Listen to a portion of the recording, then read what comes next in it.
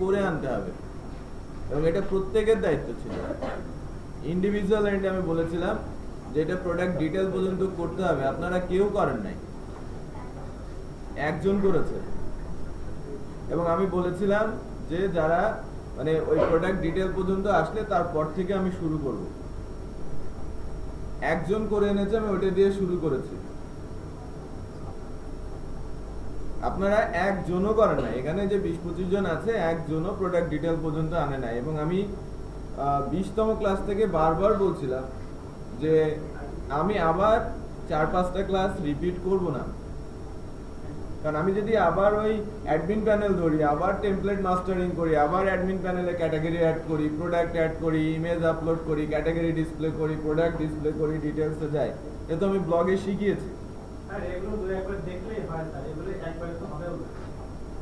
আমি কিন্তু বলেছিলাম যে আপনারা যে কোনো টেমপ্লেট, আমি বলি নাই যে এই স্পেসিফিক টেমপ্লেট নেবেন, আমি কিন্তু বলেছিলাম এবং বারবার বলছিলাম যে প্রত্যেকে প্রোডাক্ট ডিটেল পর্যন্ত করেন, কেউ করেন নাই। ফর দ্যাট রিজন এখন এই অবস্থা। আপনাদের মনে হচ্ছে যেন মাঝপথ থেকে শুরু করা হয়েছে, অ্যাকচুয়ালি আমি যদি শুরু করতাম আমি ওখান থেকেই শুরু করতাম। আমি কিন্তু প্রোডাক্ট ডিটেলের পর থেকেই শুরু করতাম। বাট জামান সাহেবের এই কাজটা করার কারণে আপনাদের একটা বেনিফিট হয়েছে, যেটা অ্যাডিশনাল নরমালাইজেশন টেবিল ঢুকেছে, যেটা এই কোর্সে আসতোই না। এটা আসতো শুধু অর্ডারের বেলায়। আমি প্রোডাক্টের মাল্টিপল ইমেজ আপলোড করা দেখাতামই না, প্রোডাক্টের ম্যানুফ্যাকচারার আমি দেখাতামই না, প্রোডাক্টের স্পেশাল রেট সেটাও আমি দেখাতাম না। তারপরে ওই কোডটা আমি নিজে কোড না লিখে প্রতিবার কি করেছি, 3টা ক্লাস ব্যয় করে ওই কোডগুলো আমি রিভিউ করেছি, যেটা আমার করার কথা ছিল না। আমি বুঝতে পারছি এই অবস্থার কারণ হচ্ছে আপনারা কেউই আমার ইনস্ট্রাকশন ফলো করেন নাই।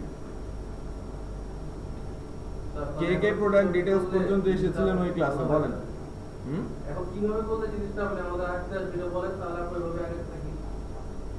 এই পর্যন্ত স্কোপ ছিল, স্টিল স্কোপ আছে। যে আমরা যেরকম ব্লগ করেছি ওই ধাঁচে একটা ই কমার্স টেমপ্লেট নিয়ে প্রোডাক্ট ডিটেল পর্যন্ত আসে। আজকে কার্ট হচ্ছে, কার্ট ডিটেল পর্যন্ত যায়। Forget about it more than one image, forget about it more than manufacturer, forget about it more than any ওই যে ওই কি স্পেশাল রেট, বাদ দিয়ে দেন, ওই পর্যন্ত করেন। নতুন টেমপ্লেট আনা যাবে না এই পর্যন্ত। আমি যদি ব্লগ করতে পারি আমি এতটুকু আসতে পারবো না, তাহলে সময় লাগবে কেন? 2-1 তো আমি 20 ক্লাস থেকে বলছি, আজকে 30 ক্লাস, প্রতি মাসে 12টা ক্লাস হওয়ার কথা, হচ্ছে 8টা ক্লাস। তার মানে 1.5 মাস আগে থেকে আমি বারবার করে বলছি, 1.5 মাস লাগার কথা, 1.5 মাস কি লাগার কথা? এই টেমপ্লেট নিয়ে যখন কাজ শুরু করেছি তারপরেও 1 সপ্তাহ বেশি চলে গেছে, এবং কয়েকজন বলেছে যে আমি বুঝতে পারছি না কেন আপনারা তারপরেও ডিটেলে যান নাই। একটা টেমপ্লেট আমাকে করে এনে দেখান, আমি ওটা বাদ দিয়ে ওটা দিয়ে শুরু করতাম। এটা আমি বারবার বলেছিলাম যে আমি আপনাদের ওই করা কাজের ডিটেলস থেকেই শুরু করব, বলেছিলাম কিনা? বলেছিলাম। প্রবলেমটা কেন হয়েছে বুঝতে পেরেছেন? এন্ড কেউ একজন করেছে এবং সে আমি যতটুকু চেয়েছি তার চেয়ে বেশি করেছে, এটা কি তার ভুল? যা আলোচনা করার কথা তার চেয়ে আমি বেশি আলোচনা করছি, এটা কি ভুল? হয়তো কারো কারো ধরতে একটু সমস্যা হচ্ছে, এটা ঠিক, কারণ সে আমার ইনস্ট্রাকশন ফলো করে নাই। কেউ যদি প্রোডাক্ট ডিটেল পর্যন্ত আসতো, একটা লোকও যে এক্সিকিউট করতো, কেউই অবজেকশন করতো না যে না আমার এখানে আমি বুঝতে পারছি না। ওই ব্লক প্রজেক্টটা হুবহু জাস্ট প্রোডাক্টে ট্রান্সফার। ব্লগের নামটা উঠে গিয়ে ওখানে কি বসবে? ইমেজগুলো, আর কিছু আছে ওখানে? ওই ব্লক প্রজেক্টে অনেকে যেটা করেছে লাস্ট সেশনে, ওইটাকেই হুবহু চেঞ্জ করে ফেলেছে, শুধু প্রোডাক্ট ফেলে দিয়েছে, এই প্রোডাক্টের নাম, সাইটের নাম, টেমপ্লেট চেঞ্জ করে ফেলেছে, হয়ে গেছে, জাস্ট টেবিল অল্টার করে দিয়েছে। যারা একটু চালাক টাইপের, অত কোড লিখে নাই। যারা একটু কম চালাক, কোড লিখেছে, নিজে থেকে কোড করেছে, তারা বেশি বেনিফিটেড হয়েছে। একবার কি নিজে থেকে করা হয়ে গেছে। আপনি করেন, আজকে কি বার? মঙ্গলবার। শনিবারের ক্লাস পর্যন্ত আমি আজকে কার্ড পর্যন্ত কার্ড এডিট এবং ডিলিট দেখাবো, এবং আমি চেক আউটে যাব সাইন আপ প্রসেসে, যেটা আমরা আরো একবার করেছি, রাইট? ওই পর্যন্ত যদি করেন দেন পরে এসে বলেন যে আমি এটা বুঝতে পারছি না, আপনি বলেন যে আমি বুঝতে পারছি না, আমি ফেলে দিয়ে নতুন করে আবার ওই জিরো থেকে মাস্টারিং করে শেখাবো। প্রত্যেকে নেক্সট শনিবারে ডিফারেন্ট টেমপ্লেটে আমি যতটুকু আজকে পর্যন্ত করব ওটা করে আনবে, ঠিক আছে? ইন্ডিভিজুয়াল করে আনবে। তারপরে যদি বলে একজন বলে যে আমি এটা বুঝতে পারছি না, আমি আবার নতুন টেমপ্লেট দিয়ে টেমপ্লেট মাস্টারিং থেকে শুরু করে আমি এই 9টা বা 10টা, প্রয়োজনে আরো 10টা ক্লাস বাড়িয়ে দিয়ে আমি এই পর্যন্ত শেষ করব, যদি আমাকে বলে যে আমি বুঝতে পারছি না। ঠিক আছে? শনিবারে আমি আজকে যতটুকু করব এতটুকু করে আসবো। যে কোনো টেমপ্লেট, ওটা ব্লগের টেমপ্লেটই হোক, প্রোডাক্ট আকারে নিয়ে আসুন, প্রোডাক্ট আকারে বানিয়ে নিয়ে আসুন। টেমপ্লেট খুঁজে না পান, যে কোনো টেমপ্লেটের উপরে আপনি এটা ই কমার্সের মতো করে করে নিয়ে আসেন। আমি যতটুকু করেছি ঠিক ততটুকু, ঠিক আছে? টেমপ্লেট খুঁজতে হবে না। আর দু একটা টেমপ্লেট আপনারা এই মেশিনগুলোতে খুঁজলেও পাবেন, আছে না? আপনার কাছেই তো আছে, 4-5টা আছে। বুঝতে পারছেন আপনি? দুনি 4-5টা পেয়েছেন। দরকার কি? একটা ইন্ডেক্স পেজ হলেই তো যথেষ্ট। একটা ইন্ডেক্স পেজই রাখে। যারা বানায়, যারা একটু কাজ জানে, তারা ওই ডিটেল পেজ বানায়, যারা কার্ড পেজ বানায়। এর জন্য তো আপনাদেরও সময় দিতে হবে, হ্যাঁ, নিজেদেরও কিন্তু একটু ইনভলভ হতে হবে, একটু বেশি সময় দিতে হবে। অনেক আছে না, প্রচুর টেমপ্লেট আছে, হ্যাঁ, বানিয়ে দিতে পারেন, রাইট? আমি কিন্তু HTML একটু শিখিয়েছি, নিজেও তো বানাতে পারেন, পারেন না? একটু কষ্ট করলেই কিন্তু বানানো সম্ভব। আমরা যে একবারে শিখি নাই সেটাও কিন্তু না, রাইট?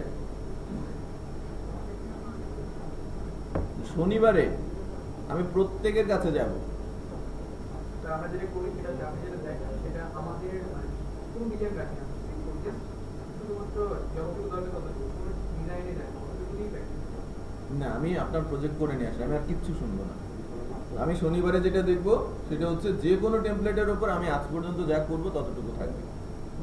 আপনারা কতটুকু বাদ দিতে পারেন সেটা বলে দিচ্ছি, যে মাল্টিপল প্রোডাক্ট আপলোড দরকার নেই আমার, কি ওই স্পেশাল রেটের ওটা দরকার নেই, যেটা আপনাদের কাছে মনে হচ্ছে যেন কিছুটা টাফ, বা একই ফর্মের মধ্যে যে ট্যাপ ট্যাপ দেওয়া, ওটা কোনো দরকার নেই। একটা ফর্ম, জেনারেল ইনফরমেশন যেগুলো আছে ওটুকুই দিয়ে দেন, ওকে? একটা ইমেজ যাবে। আমি বোঝাতে পারছি? ম্যানুফ্যাকচারার যদি পারেন গুড, না পারলে দরকার নেই।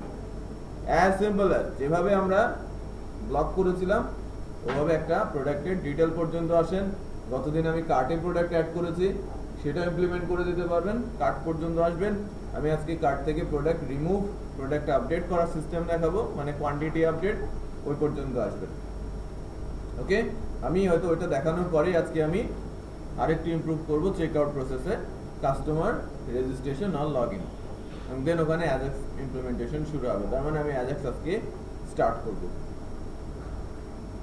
অ্যাজাক্স আরো 2-1টা ক্লাস চলবে কন্টিনিউয়াস, বাট এই পর্যন্ত আসতে পারতে হবে সবার। যে কোনো টেমপ্লেট নেন, আমি দেখবো না আপনি ইমপ্লিমেন্ট করেছেন কিনা, আমি সেটাই দেখবো।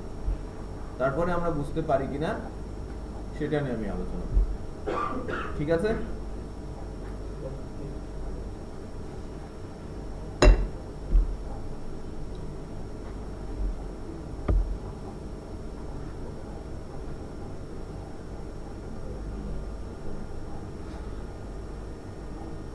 এবং প্রত্যেকে যে প্রজেক্টের উপর কাজ করবেন, আমি এখানে যা শেখাবো ওই টেমপ্লেটের উপরে ইমপ্লিমেন্ট করবেন, ঠিক আছে?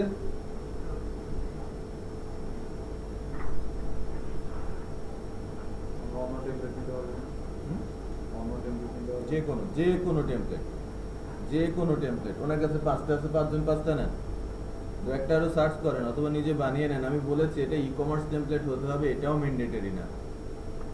এটা যে ই-কমার্সই হতে হবে এটাও ম্যান্ডেটরি না, যে কোনো টেমপ্লেটই হতে পারে।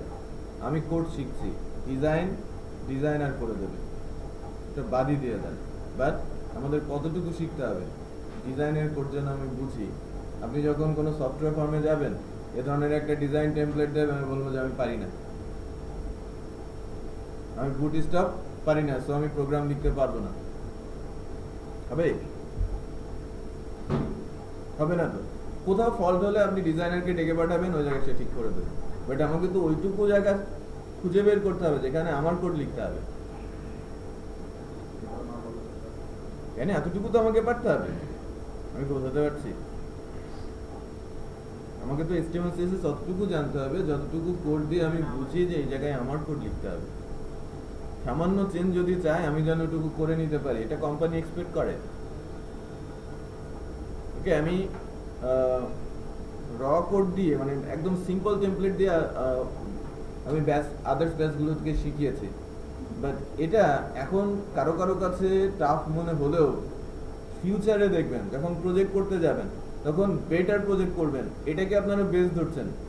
তার মানে আপনি যখন কাজ করবেন এর চেয়ে বেটার করার চেষ্টা করবেন, বলবো যে এটা গ্রুপ প্রজেক্ট, ফাইনাল প্রজেক্ট, এটা তো আমার ক্লাস প্রজেক্ট, এর চেয়ে বেটার হতে হবে না?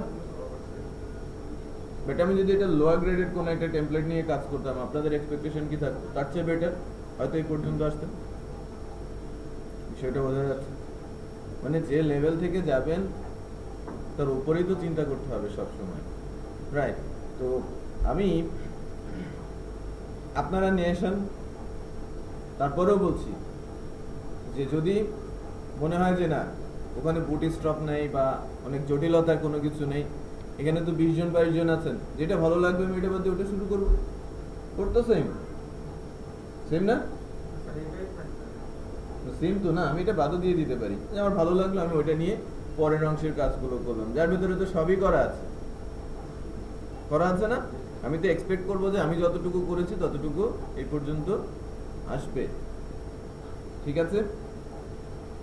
এটা কিভাবে করবেন, কি করে করবেন, এটা এবার গ্রুপে স্টাডি করেন। যে আমি প্রোডাক্ট ডিটেল পর্যন্ত যদি আসতে না পারি তার মানে আমি ব্লগের ক্লাসগুলো বুঝি নাই, রাইট? ব্লগ যখন করেছি তখন ওই ক্লাসগুলো ঠিকঠাক মতো আমি বুঝতে পারি না, এই জন্য ওই ডিটেল পর্যন্ত আসতে পারছি না। এটা জাস্ট ডিজাইন ফ্যাক্ট। কোডিং অতটুকুই করেন। আমি এখানে সম্ভবত অর্ডার ডিটেলটা দেখানো আছে না? অর্ডার তো সেভই করা হয় না, অর্ডার তো দেখানোর তো প্রশ্ন আসে না, অর্ডার তো করা নেই। এখানে অ্যাডিশনাল যে বিষয়গুলো আছে আমি ওগুলো চাচ্ছি না, আমি নর্মাল ব্লগের স্টাইলটাই আপনারা ফলো করেন, আমি ওইটাই দেখবো। প্রয়োজনে আপনাদের মধ্যে থেকেই কোনো একটা টেমপ্লেট নিয়ে আমি কাজ শুরু করবো, কোনো সমস্যা নেই। আমার টার্গেট হচ্ছে কি ফিচার ইমপ্লিমেন্টেশন, আমরা যা শিখতে চাচ্ছি অতটুকু শিখতে পারছি কিনা। বোনাস যদি আসে ভালো, আর না আসলে নাই, তাই না? আচ্ছা, তো শনিবার পর্যন্ত সময় নিচ্ছি, আপনারাও করবেন। যদি বেটার মনে হয় আমি ওই টেমপ্লেট নিয়ে কাজ করবো। হ্যাঁ, ওটা আমি যেটা ইজি মনে হবে আমি সেটা নিয়ে পরের ক্লাসগুলো করবো, ঠিক আছে? এটা আমি যতটুকু শেখাতে চেয়েছি ততটুকু শিখে তারপরে ছেড়ে দেবো।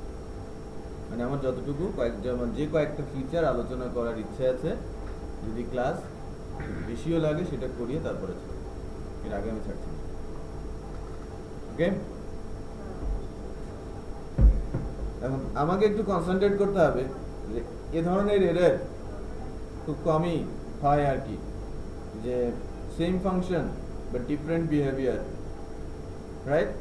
ইউআরএল হলো সেম, আমার এখানে আইডিও আসছে বাট আমি এখান থেকে আইডি পাচ্ছি না, যদিও এখানে আইডি ইকো করা আছে, কারণ আমাকে খুঁজে বের করতে হবে। ওকে, আমাকে একটু মনে করিয়ে দেবেন যে কিভাবে বাগ টেস্ট করতে হয়। হ্যাঁ, ডিবাগিং এর উপর একটা ক্লাস নিব ছোট্ট, ওটা একটু শেষের দিকে যাবে। আরো কিছু ফিচার জানার পর আমি ডিবাগিং এর দিকে একটু যাওয়ার চেষ্টা করব।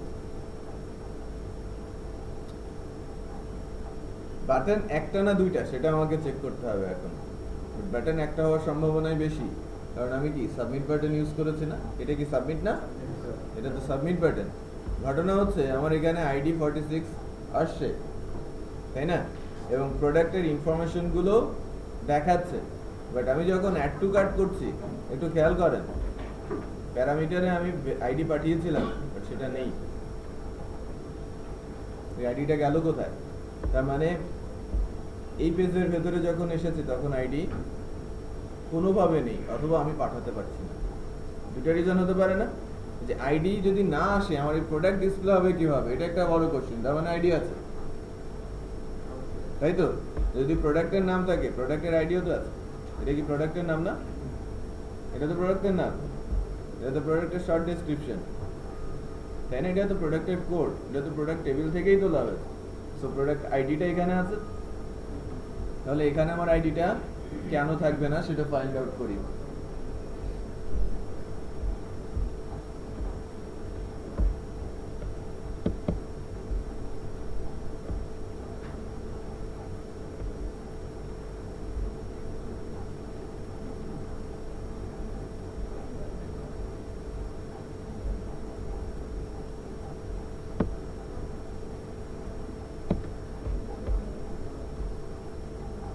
ব্যাস 10 এর ওপর কিন্তু আমার এক্সপেকটেশন অনেক বেশি, সো গন্ডগোল যেন না হয়, একটু খেয়াল রাখবেন।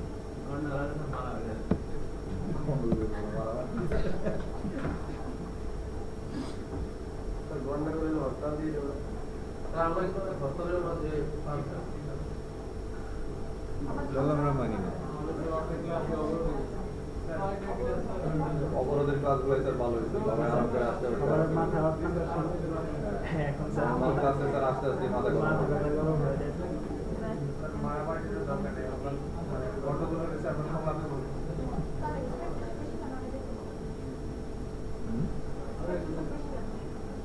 এক্সপেকটেশন বেশি হচ্ছে আপনারা বেশি অ্যাক্টিভ, ওকে?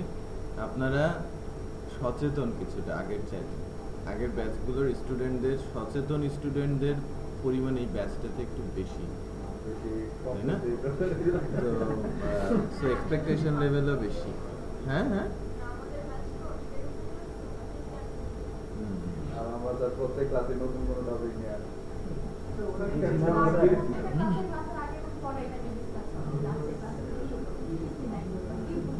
এই তো ভেরি গুড, এই তো এটাই শিখিয়ে দেবে, কিছু শিখতে হবে, দেখবেন যেন শিখে যাচ্ছেন। আগ্রহটা তৈরি করা, হ্যাঁ, ধরে রাখা এবং প্র্যাকটিস করা, লিমিটেশন খুঁজে বের করা এবং সেটা সলভ করার চেষ্টা করা। লিমিটেশন বের করে এটা সলভ করে আসতে হবে। আমি যদি, আমাদের একটা টিচার ছিল, একটু বলে নেই, উনি বুয়েটের সেকেন্ড ওই ব্যাচের, বুয়েট তাকে নেয় নাই, ওকে, বুয়েট তাকে টিচার হিসেবে নেয় নাই। তো সে বলতে পারেন আমাদের ইউনাইটেড ইন্টারন্যাশনাল ইউনিভার্সিটি বুয়েটের যারা মানে ফার্স্ট সেকেন্ড থার্ড, এদের ইন্টার্নশিপের জন্য একটা এরিয়া বলতে পারেন। তো যারা বুয়েটের টিচার হতে পারে না ম্যাক্সিমামই ইউনাইটেডে আসে এবং সিএসসি ডিপার্টমেন্টে লেকচারার হয় 2-1 বছরের মধ্যে। মানে এদের তো ওই সময়টা পাস করার পর কিছু সময় লাগে না যে বাইরে যাওয়া, প্রসেসিং করতে, এবং কোথাও এক জায়গায় টিচার হিসেবে থাকলে, কারো আন্ডারে থাকলে কিন্তু এটা যাওয়ার রাস্তা অনেক সুবিধা হয়ে যায়। এবং আমাদের ডিপার্টমেন্টে ওপর থেকে নিচ পর্যন্ত সবই বুয়েটেরই, তো তারাও প্রসেস করে দেয়। তো সালাউদ্দিন স্যার বলতাম, তো একটু উস্কো খুস্কো টাইপের ছিল, জামা কাপড়ও উল্টাপাল্টা পরে আসতো, কখনো ইস্ত্রি টিস্ত্রি করা থাকতো না, চুল চুলও পাখি বাসার মধ্যে থাকতো। যখন পড়াতেন বোর্ডে খুব কম লিখতো, এটাতে অনেক বেশি প্রবলেম। সে শুধু কথা বলতো, হ্যাঁ, এবং খুব আকার ইঙ্গিতে বোঝানোর চেষ্টা করতো, ম্যাক্সিমাম টাইমে সব উপর দিয়ে যেত, কিছুই বোঝা যেত না আর কি। কারণ মানে সে তার লেভেলটা ছিল একরকম, সে আমি যা বলছি এবং এত সহজে বলছি যে খুব সহজে স্টুডেন্টরা বুঝতে পারছে। আলটিমেটলি অলমোস্ট 100% স্টুডেন্ট কিছুই বুঝতো না। সে অনেক জানাশোনা একটা লোক, অনেক জানাশোনা। মানে যখন ওই যে আমরা মাঝে মাঝে তাকে রিকোয়েস্ট করে অথবা লাস্টে তার সঙ্গে খুব খাতির হয়ে গিয়েছিল, পকেটের মধ্যে মোবাইল দিয়ে দিত রেকর্ড করে। তখন তো রেকর্ডার বা আদার্স ছিল না, ছোট ছোট রেকর্ডার ছিল কিন্তু MP3 টাইপের ফোন, ওইগুলো পকেটে দিতাম অথবা মোবাইল দিয়ে রেকর্ড করতাম। পরে গিয়ে যখন তার কথাগুলো আমরা লিখে লিখে মিলিয়ে পড়তাম বা নোট করতাম, মানে খুব ভালো মার্কস পাওয়া যেত। বাট নোট করার লোক খুঁজে পাওয়া কঠিন ছিল, কারণ আমরা তো সবাই সেই টাইপের স্টুডেন্ট, তাই না? আদারওয়াইজ তো আমরা ওই ভালো পাবলিক ইউনিভার্সিটিতেই থাকতাম, প্রাইভেটে তো আসতাম না, রাইট? খুব টাফ হতো এরকম যে তার 13 লেকচার অথবা মিড টার্ম বা ফাইনালের লেকচারগুলো আমরা ভাগ করে নিতাম নোট করার জন্য, যে 7টা লেকচার 7জন 7টা লেকচার নোট করবে, আবার মিড টার্মের যে 7টা ক্লাস হতো ওখানকার লেকচার নোট করবে। পরীক্ষায় কিন্তু কেউ খারাপ করতো না, বাট আলটিমেটলি ক্লাসে আমরা কিছুই বুঝতাম না। বাট ওই যে টিম ওয়ার্ক, গ্রুপ ওয়ার্ক, আবার ইন্ডিভিজুয়াল একটু কষ্ট করতে হতো, যে আমি যখন পারছি না, ভুলে যাচ্ছি বা ধরতে পারছি না, তো তখন কি একটা প্রসেস বের করে সলিউশনে যাওয়া।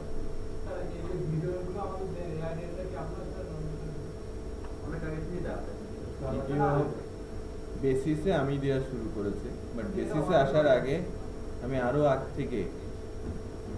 আগ থেকে ভিডিওসে ভিডিও দিই। ভিডিও আমি এখানে ভিডিও দেওয়া শুরু করেছি 4th সেশন থেকে, প্রবাবলি 4 নম্বর ব্যাচ থেকে, বাট ভিডিওসে আমি দিচ্ছি 2010 থেকে। 2010 থেকে দিচ্ছি। আর আমার সেন্টার শুরু হয়েছে 11, ওখান থেকে প্রথম থেকেই আমি আমাদের সকল স্টুডেন্টদেরই ভিডিও দিই।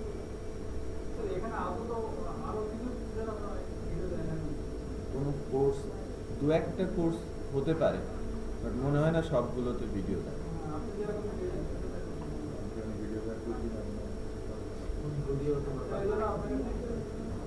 আচ্ছা, আমি আমার এই বাগটা আমি খুঁজবো আর কি, বাগটা খুঁজে নেই। হ্যাঁ, কার মধ্যে কি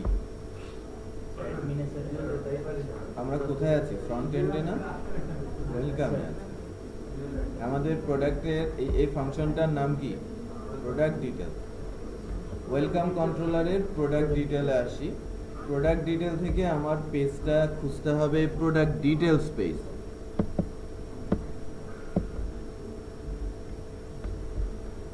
product details page, product details পেজে প্রোডাক্ট ইনফোতে প্রোডাক্ট নেম আছে এবং আমরা একটা ফর্ম করেছিলাম, একটা ফর্ম করা হয়েছে না, একটা ফর্ম করা হয়েছে যে কোয়ান্টিটি পাস করার জন্য কার্টের। প্রোডাক্টের আইডিটা দেখেন, এখানে প্যারামিটার আকারেও আমি রিসিভ করছি প্রোডাক্ট আইডিটা, আবার ভ্যালুর মধ্যেও আমরা দিচ্ছি পোস্ট আকারে। একটু কার্ট ক্লাসটাতে যাই, আমাকে যে এররটা দিচ্ছে, এই যে আমরা পোস্ট আকারে প্রোডাক্ট আইডিটা কিন্তু রিসিভ করার চেষ্টা করছি, তাই না? তো আমাদের ফর্ম ফিল্টার নাম কি? ফর্ম ফিল্টার নাম প্রোডাক্ট আইডি। সো এটা আমি একবার কপি করে এখানে দেই, প্রোডাক্ট আইডি। কোনো চেঞ্জ তো পেলাম না। সো এই আইডিটা সামহাও আমার কাছে আসছে না। যখন আমি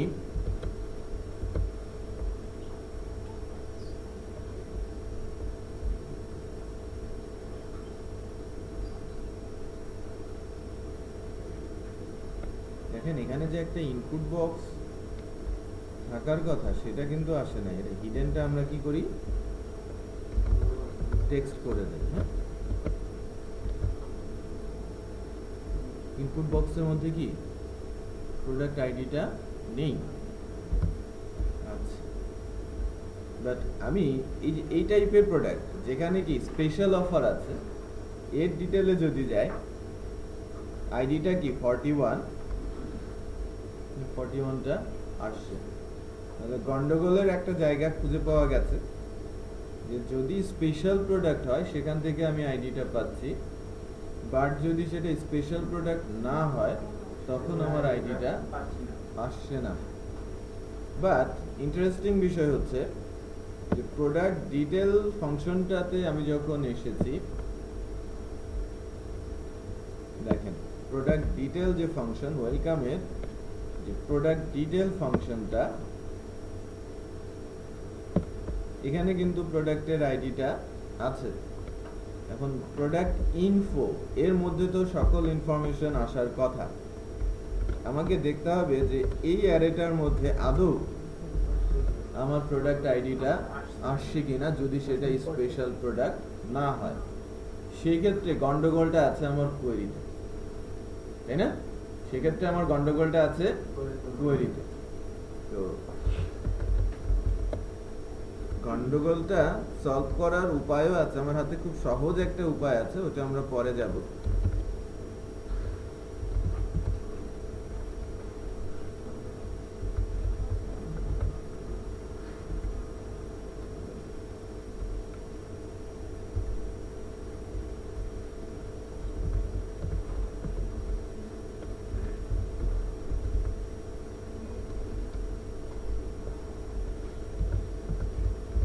বুটস্ট্র্যাপ শিখিয়েছে? আজকে তো প্রিপারেশন নিয়ে আজকে আসেনি। আজকে আসছে? আজকে আসছে প্রিপারেশন আসেনি। প্রতিদিনের জন্য ফাইন হবে, 3 দিন পরে টোটাল ফাইন দিয়ে আবার মিষ্টি খাওয়া। ঠিক আছে, তোরা বিরিয়ানি খা। না, আমি ওনার কাছ থেকে নিয়ে ছাড়বো। ঠিক আছে, কাউন্ট করবেন পার হেড। আমি যদি 10 টাকা করে ধরি, প্রতিদিনের জরিমানা। স্টুডেন্ট কাউন্ট করবেন যে কতজন স্টুডেন্ট আমাকে ধরে, আমি থাকবো না, তোমাকে বাদ দিয়ে। আচ্ছা, প্রতিদিনের জরিমানা। 3 দিন পরে একবারে মিষ্টি কিনে নিয়ে 2 দিন করলে 3 দিনের দিন ঠিকই শেখাবে।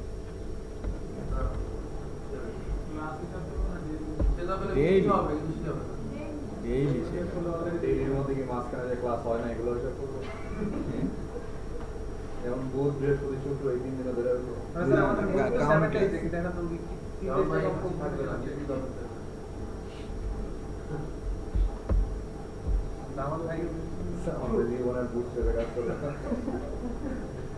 এই যে গন্ডগোল আসলেই পেয়েছি, দেখেন না আমার আইডিটা এখানে আসে নাই,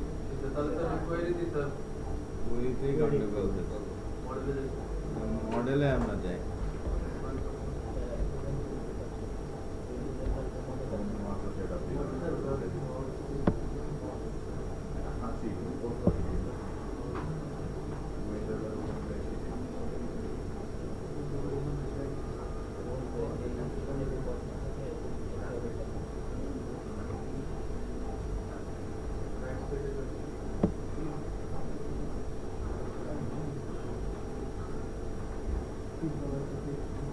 ঘটনা কি এখান থেকে আইডি না পাস করার ঘটনার কারণ, স্পেশাল কারণ?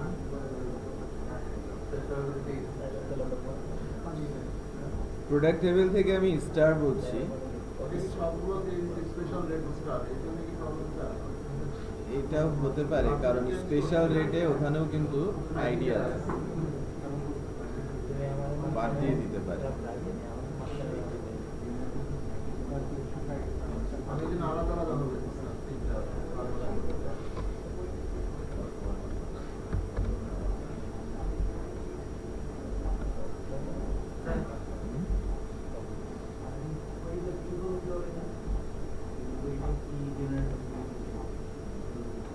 এই কোয়েরিটা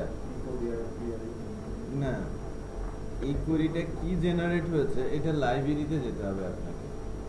যে এই যে গেট ফাংশনটা যেখানে আছে না, গেট ফাংশনটা মূলত আপনাকে যেতে হবে সিস্টেম করে ডেটাবেজের অ্যাক্টিভ রেকর্ডসে।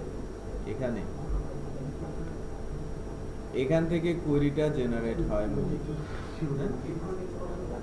প্রিন্ট করে এই যে কোয়েরি, এই যে এসকিউএল কমান্ড কমপ্লিট সিলেক্ট, এই যে এসকিউএলটা আসছে না, এই এসকিউএলটা আপনি প্রিন্ট করে দেখতে পারেন।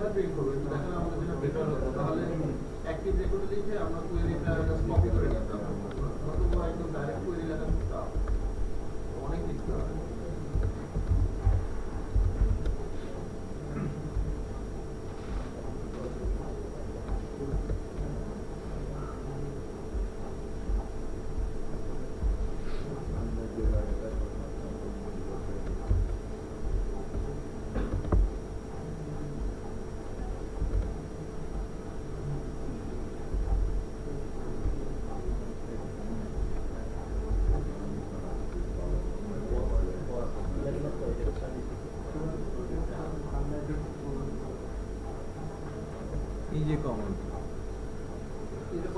ব্রাউজার দিয়ে কাজ করবে, এটা কপি করে বসালেও কাজ, এটা এসকিউএল।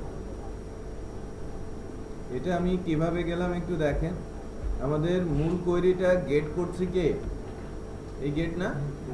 এই গেটের উপরে ক্লিক করলে, কার্সর ধরে ক্লিক করলে আমরা শিখছি কি এই ফরম্যাটটা কাকে বলা হচ্ছে? অ্যাক্টিভ রেকর্ডস ফরম্যাট, তাই না? তো এখান থেকে আমাদের ডেটাবেস ক্লাসে যেতে হবে। ডেটাবেস ক্লাসে ডিবি অ্যাক্টিভ রেকর্ড এই ক্লাসটাতে যেতে হবে। তো এটাতে ক্লিক করি, ক্লিক করার পরে যে গেট ফাংশন, গেট ফাংশনে এসে এই যে কমপ্লিট এসকিউএল, এরা ওদের ফাংশন, আমি জানি না কোথায় কি হচ্ছে, এসকিউএলটা রিটার্ন হচ্ছে, দেন ফাইনালি এটা কোয়েরিতে চলে যাচ্ছে। আমরা তো এভাবেও কোয়েরি গতদিন দেখালাম যে কোয়েরি কল করতে, এটাকে আমি ইকো করে দিয়েছি, ঠিক আছে? মূলত সবকিছু এসকিউএল এ ট্রান্সফার হয়ে হ্যাঁ, গেছে না? সবকিছুই হচ্ছে না।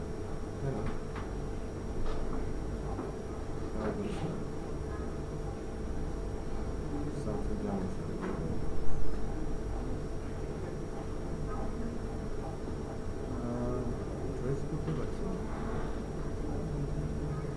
হ্যাঁ হ্যাঁ হ্যাঁ, বলেন।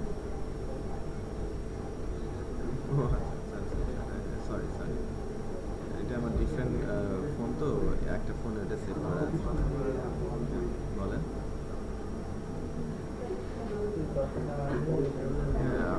আমাদের আমি একটু বলি আমাদের এন্ড থেকে ওটা সলিউশন দেওয়া হয়েছে। আপনাদের ওই যে ছেলেটা আরো কিছু গন্ডগোল করেছে, যেটা আমি গতকালকে বের করতে পেরেছি। উনি তো সার্ভারে গন্ডগোলটা একটা করেছিল, ওটা সলভ করার পর আরেকটা গন্ডগোল করেছে, ওই ইমেলগুলো সে আলাদা একটা আমার জিমেলের কোনো একটা ইমেল অ্যাড্রেস দিয়ে ফরওয়ার্ড করেছে, রাইট? তো উনি আমাকে রাত 10টার পরে ফোন দিয়েছিল। গতদিন আমি ওদেরকে ইনস্ট্রাকশন দিয়েছিলাম যে ফরওয়ার্ডিংসগুলো যেন সে তুলে দেয়, রিমুভ করে দেয়। এখন সে যদি ফরওয়ার্ডিংস না তুলে দেয়, আমরা আমাদের সার্ভার এন্ড থেকে সবগুলো মানে যে ধরনের ব্লকেজ ছিল সব তুলে দিয়েছি, ইভেন নতুন করে আবার ক্রিয়েট করে দেওয়া হয়েছে। ওকে আগের ব্যাকআপগুলো আমরা রেখেছি, নতুন করে আবার ক্রিয়েট করেছি, নতুন করে ক্রিয়েট করে ইউজার আইডি পাসওয়ার্ড আগের মতো রেখে ডেটাবেসটাও ঠিকঠাক রেখে। আমার জানা নেই জিমেলের কোনো একটা ইমেল অ্যাড্রেস যাতে ফরওয়ার্ড করেছে। এটা আমাদের টিম কাজ করে, সো সব কিছু তো আমি করি না। সো কোনো একটা ইমেল অ্যাড্রেসে সে ফরওয়ার্ড করেছিল। হ্যাঁ, এখন হ্যাঁ,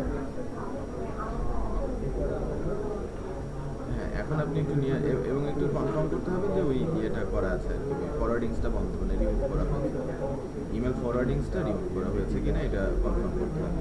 অথবা যে কেউ আপনি আসেন, অথবা যে কেউ একজন এসে আমার কাছে আসেন, অথবা নিজে থেকেও সেট আপ করার চেষ্টা করলে সেট আপ হয়ে যাবে, সমস্যা হবে। জি জি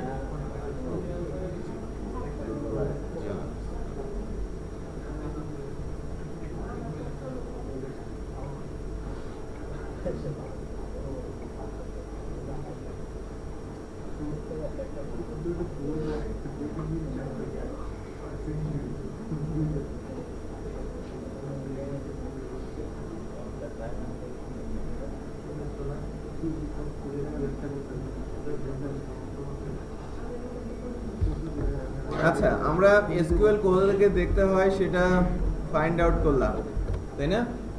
এসকিউএল যে কোথা থেকে দেখতে হয় আমরা সেটা দেখে নিলাম। এটা ডিবি অ্যাক্টিভ রেকর্ডস, এটা আছে কোথায় একটু দেখে নেন। সিস্টেমের মধ্যে এই ডেটাবেস ফোল্ডারে ডিবি অ্যাক্টিভ রেকর্ডস ফাইলটা, এবং এর লাইন নাম্বারের উপর মনে রাখতে পারেন 961। এটা নোট করে রাখতে পারেন যে কোথা থেকে আপনি যদি কোনো অ্যাক্টিভ রেকর্ডস লিখেন কিভাবে আমি এসকিউএল কমান্ডটা পাবো। এখন এটা আমরা যেটা দেখলাম এটা কিন্তু এসকিউএল কমান্ড, এটা এসকিউএল কমান্ড। বাট আমি যদি কখনো কাজ করি আমার প্রজেক্ট নিয়ে লাইক এমএস এসকিউএল এ, এবং আমরা আমাদের প্রজেক্টটা এমএস এসকিউএল এ করেছি, যে লাইক অনেক দূর এমএস এসকিউএল এ করেছে, অথবা পুরো প্রজেক্টটাই এমএস এসকিউএল এ করা, সে কোড লিখেছে কি অ্যাক্টিভ রেকর্ডসে। আর আমি যদি ওই অ্যাক্টিভ রেকর্ডসের কোড লাইক পার্টিকুলার কোনো একটা কোয়েরি যদি আমি দেখতে চাই, সেই কোয়েরিটা সিনট্যাক্সগুলো কিন্তু হবে এমএস এসকিউএল এর এসকিউএল ফরম্যাট, ঠিক আছে? এমএস এসকিউএল এর যে কোড ফরম্যাট বা ল্যাঙ্গুয়েজ ফরম্যাট সেটা কিন্তু আসবে। এটা কিন্তু এসেছে কার? মাই এসকিউএল এ, মাই এসকিউএল সে জেনারেট করে দিয়েছে। বাট আমি যদি এই জায়গাটাতে বলে রাখি যে ডেটাবেসে, আমরা যদি বলে রাখি যে আমার ডেটাবেস ড্রাইভার হচ্ছে এমএস এসকিউএল, আমার ডেটাবেস ড্রাইভার এমএস এসকিউএল আপনি কোডিগনেটর দিয়ে এমএস এসকিউএল ডেটাবেসের সাথে কাজ করছেন, সেক্ষেত্রে সে জেনারেট করে পাঠাবে কি এমএস এসকিউএল কম্পিটেবল কোড। এখন আমি যেহেতু মাইস্কিউএল দিয়ে কাজ করছি, সে আমাকে জেনারেট করে পাঠাচ্ছে মাইস্কিউএল কম্পিটেবল কোড। ওরাকল হলো ওরাকলের কোড, কারণ সে 4 জনের সঙ্গেই কাজ করতে পারে। হ্যাঁ, অ্যাক্টিভ রেকর্ডস আমি এখানে যে ড্রাইভারটা দিব সেই অনুযায়ী জেনারেট করে নেবে। এখানে ড্রাইভারটা চেঞ্জ করতে হবে এবং কানেক্টিং স্ট্রিংগুলোও তো আমাকে চেঞ্জ করতে হবে, সবগুলো এই ইনফরমেশনগুলোও তো তাকে দিয়ে দিতে হবে। বোঝা যাচ্ছে? ওকে, প্রবলেমটা হচ্ছে ওইটাই, আমি যে টেস্ট করে দেখলাম আইডি আসে। ঠিক আছে, ওইটা আমি সলভ করে দিচ্ছি। মানে গন্ডগোলটা আমরা সলভ করি মডেলে। আমাদের কি কি ফিল্ড ছিল একটু বলেন তো? ওখানে লাস্টে দুটো আমাদের হচ্ছে table product special rate, product underscore special underscore price. Special rate, এটা কি স্টার্টটা তো হবে না, এটা কি হবে? কি হবে? ওখানে dot product underscore special underscore price, product underscore special copy করে নিয়েছি।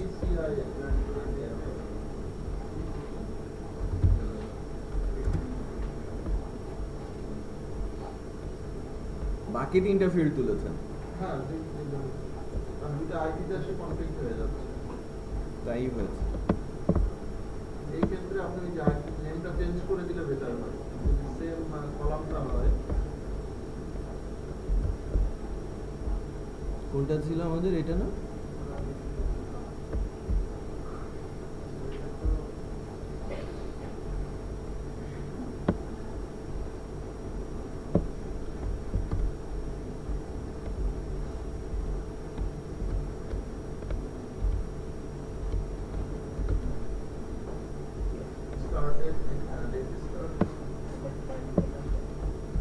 উল্টা লিখেছে না, এটা স্টার্ট ডেট হবে।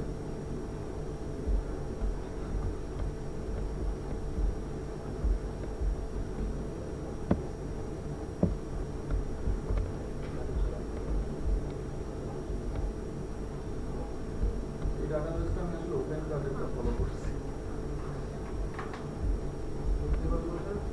ওপেন কার্ড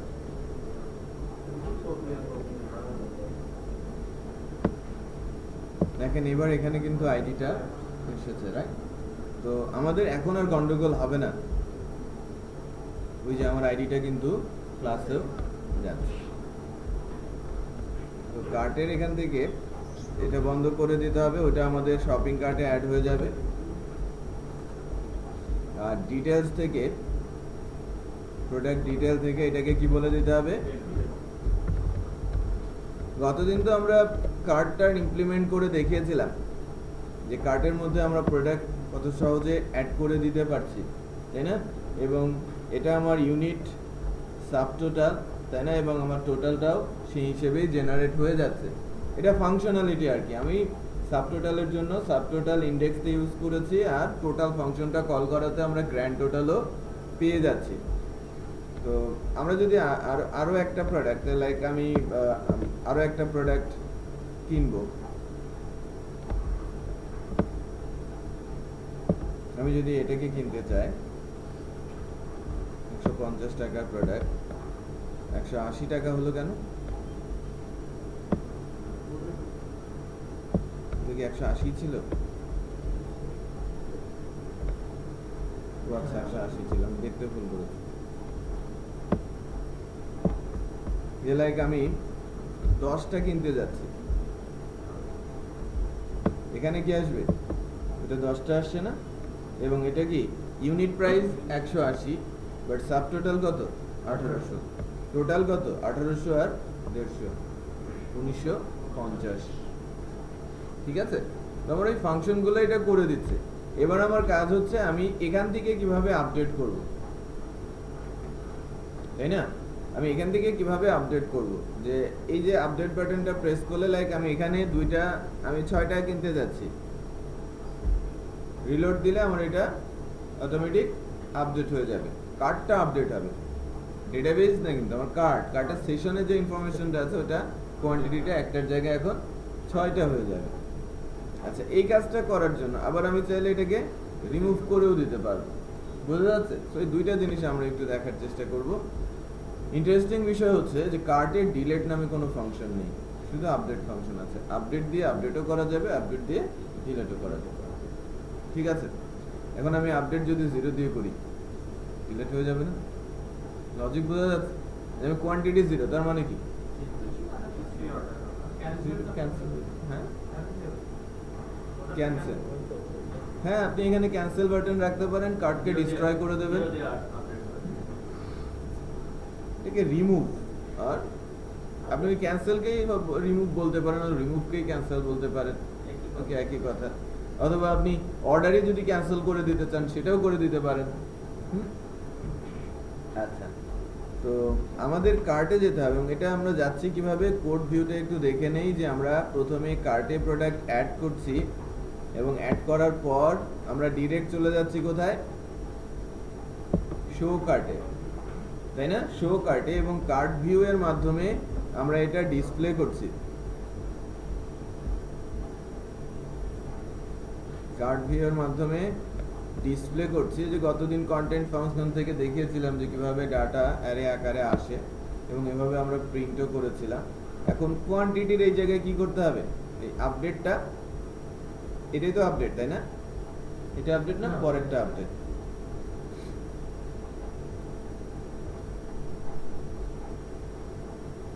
এটা আগের আই না হয়ে এটা তো ওই আইকনটা আছে, এখানে ক্লিক দিলে আপনার ওই আইকনটা আসবে না। আমার এখানে একটা সাবমিট বাটন লাগবে। সাবমিটটা কিভাবে দিব? এটা কি আপনি সাবমিট করতে পারেন? সাবমিট, হ্যাঁ, ওটা তো আপনি সাবমিট এই তো এটা একটা বাটন দিয়ে দিব।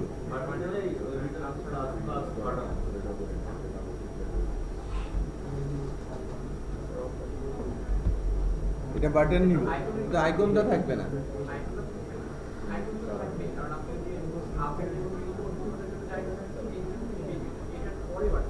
এর পরে বাটন দিব।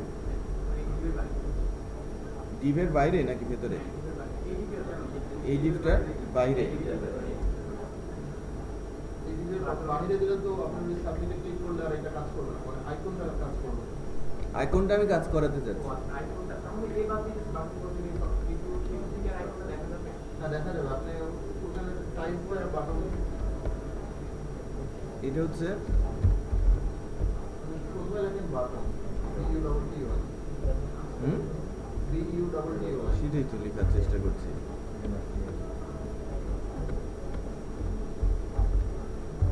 Button type submit. তাহলে এটাও কি হবে, বাটন হবে না? বাটন তাহলে তো এবার হওয়ার কথা না, সাবমিট হয়ে যাওয়ার কথা।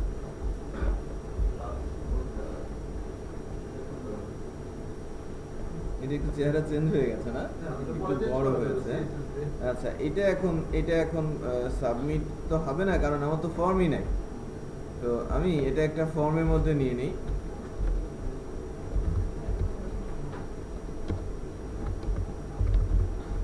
অ্যাকশন,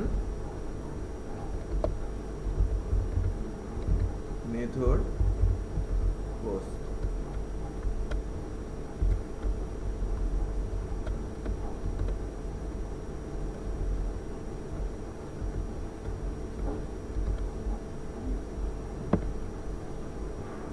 আমার এই যে ইনপুট বক্স যেখানে আমার ভ্যালু ডিসপ্লে করেছে, এটা তো আমার কোয়ান্টিটি, তাই না?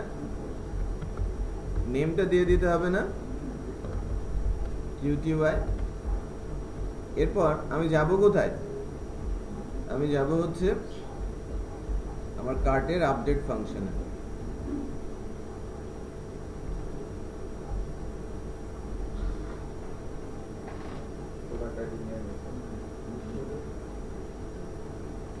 না, এখানে প্রোডাক্ট আইডিটা লাগবে না, এখানে লাগবে হচ্ছে অন্য আইডি। প্রোডাক্ট আইডি তো এখানকার প্রাইমারি কি না,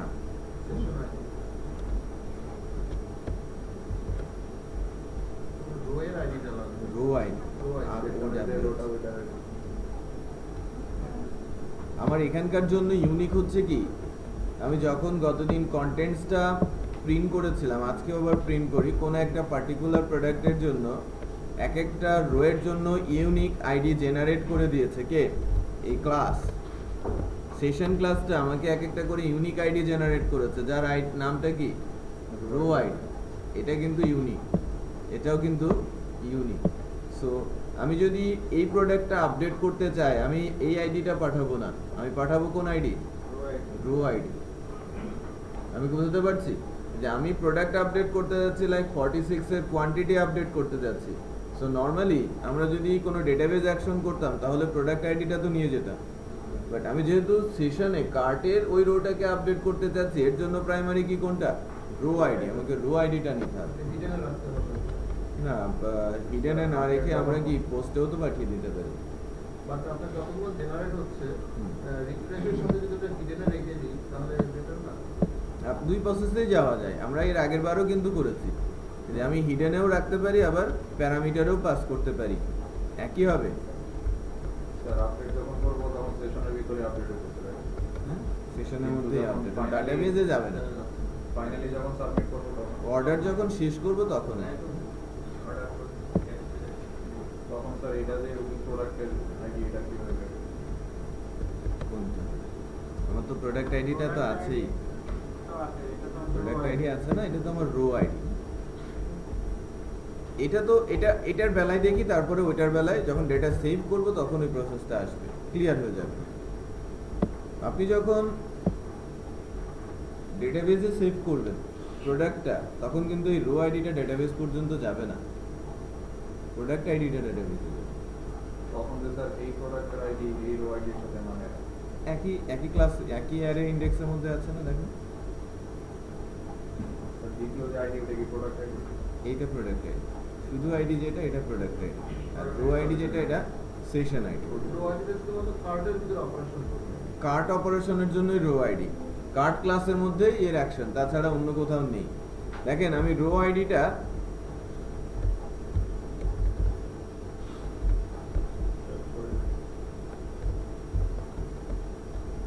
এটা কি হবে,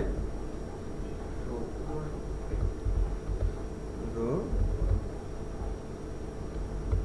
প্যারামিটার হিসাবে দিলে রো আইডিটা বোঝা যাবে, ডিসপ্লে করবে, হ্যাঁ ইউআরএল এ চলে যাবে, ইউআরএল এ চলে যাবে, যেটা হিডেনে না। ওটা তো এনক্রিপ্টেড, ওটা প্রবলেম করবে না, বাট ইউআরএলটা সুন্দর দেখাবে। সুন্দর দেখাবে। আচ্ছা, আমার এই ফাংশনটা কি হবে,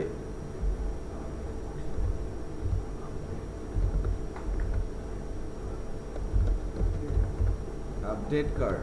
হ্যাঁ, তো আপডেট কার্ড ফাংশনটা আমরা লেখার চেষ্টা করব, এটা কার্ড ক্লাসে।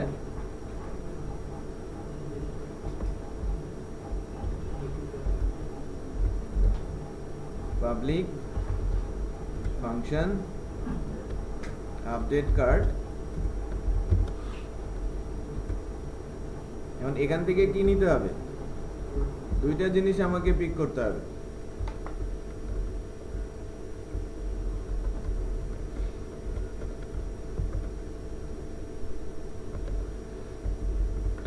পোস্ট থেকে নিতে হবে কি কোয়ান্টিটি, আর পোস্ট থেকে নিতে হবে আমার রো আইডি।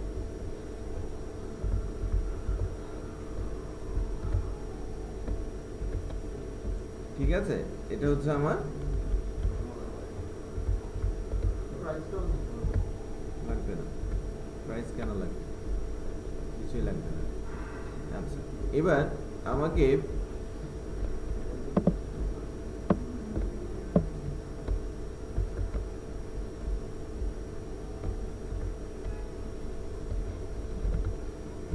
ইউজার গাইডে যাচ্ছি, কার্ড ক্লাসে যাচ্ছি, আমার যে আপডেট ফাংশনটা আছে, এই যে দেখেন আপডেট করার জন্য কি বলছে, অ্যারের মধ্যে রো আইডি দেবেন আর কোয়ান্টিটি দিয়ে দেবেন, দেন আপডেট ফাংশনটা কল করে দেবেন। আমি কি করব, একটা অ্যারে তৈরি করব, যার নাম আমি একটা অ্যারে ডিক্লেয়ার করে আসি।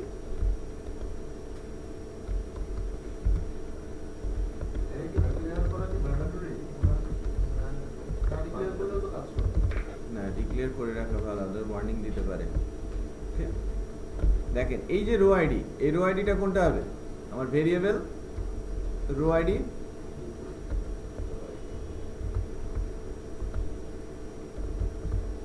লোকালে অনেক কিছুই হয়তো ধরবে না, লাইভে গেলে অনেক প্রবলেম করবে, বিশেষ করে লিনাক্স মেশিনে। এই যে ছোট ছোট বিষয়গুলো, কেস সেন্সিটিভিটি লোকাল মেশিনে কিন্তু প্রবলেম করে না, বাট লাইভে যদি যান তাহলে অনেক প্রবলেম করবে। এখন যদি লিনাক্স প্ল্যাটফর্মে প্রজেক্ট ডেভেলপ করে, এটা লোকালে যদি ঠিক থাকে, লাইভে গিয়ে কোনো প্রবলেম করবে না।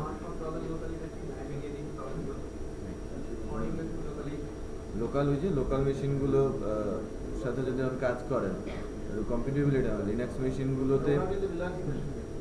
ঠিক আছে, কিন্তু লোকালে হয়তো ক্রিয়েট করে সলভ করার পরেই তো লাইভে গিয়ে ঠিক হচ্ছে, তাই না?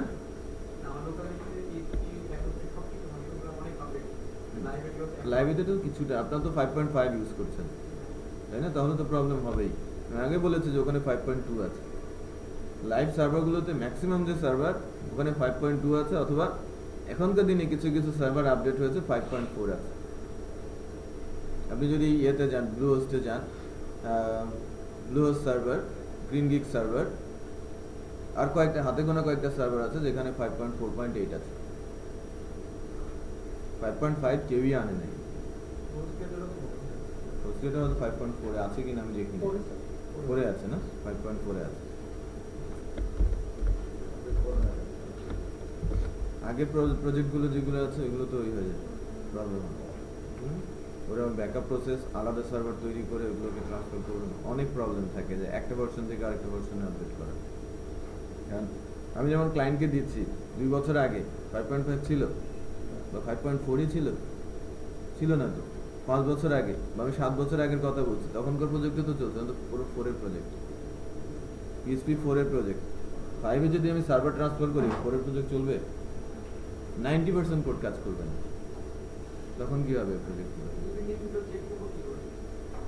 তো অ্যাকচুয়ালি ওই আপনি সবচেয়ে ভালো হয় যে যে ইয়ে করা আর কি, PHP কিছু কমিউনিটি ফোরাম আছে, ওদের সঙ্গে কানেকশন তৈরি করা, যে কোন কোন এরিয়াতে আমরা তো পড়ে বুঝতে পারবো না প্রাথমিকভাবে, তাই না? যে আমি যখন PHP এবং 4 আর 5 অথবা 5.4 অথবা 5.5 এদের সঙ্গে কম্পেয়ার করতে চাই, যদি আপনি তাদেরকে একটা SMS করেন, মেসেজ করেন, তখন সুন্দর করে ডিসক্রাইব করে ইউআরএল দিয়ে দেবে, ওখানে গিয়ে পড়েন, সব কিছু পাবেন। আর সার্ভারগুলোর নিজস্ব ব্যাপার, যে সার্ভার কোন সার্ভার কোন ভার্সনে আছে, আপনাকে জানতে হবে যে কোন ভার্সনে কি কি প্রবলেমগুলো শুধু ফাইন্ড আউট করে রাখতে হবে, যে এই ভার্সনে এই প্রবলেম আছে, ওই ভার্সনে এই প্রবলেম নেই।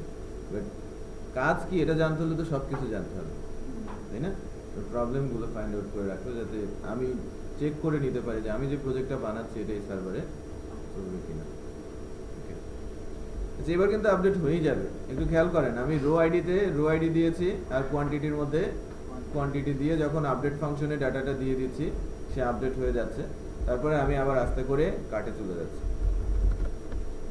এই জন্য এই শো কার্ড ফাংশনটা আমি আলাদা করে লিখেছিলাম। বোঝা যাচ্ছে যে কেন আমি শো কার্ড আলাদা করে লিখেছিলাম? যেটা আমি রিইউজ করতে পারছি, আমাকে বারবার লোড করার প্রয়োজন পড়ছে না এই 3টা লাইন, রাইট? আমি এই ফাংশনটা বারবার ইউজ করতে পারছি। এবার দেখেন আমাদের আপডেটটা হয়ে যাবে ইনশাআল্লাহ। কন্টেন্টস এর মধ্যে কার্ড ভিউ, সেটা ডিসেবল করা আছে।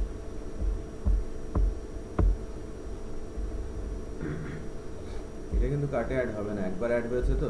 কোনো একটা প্রোডাক্ট কার্টে একবার অ্যাড হলো, এটা কিন্তু দ্বিতীয়বার অ্যাড হয় না। খেয়াল করেছেন? আমি অ্যাড টু কার্ট করার পরেও এটা অ্যাড হয় না। আমি চাচ্ছি যে এই প্রোডাক্টটাকে কোয়ান্টিটি আপডেট করে দিতে 5,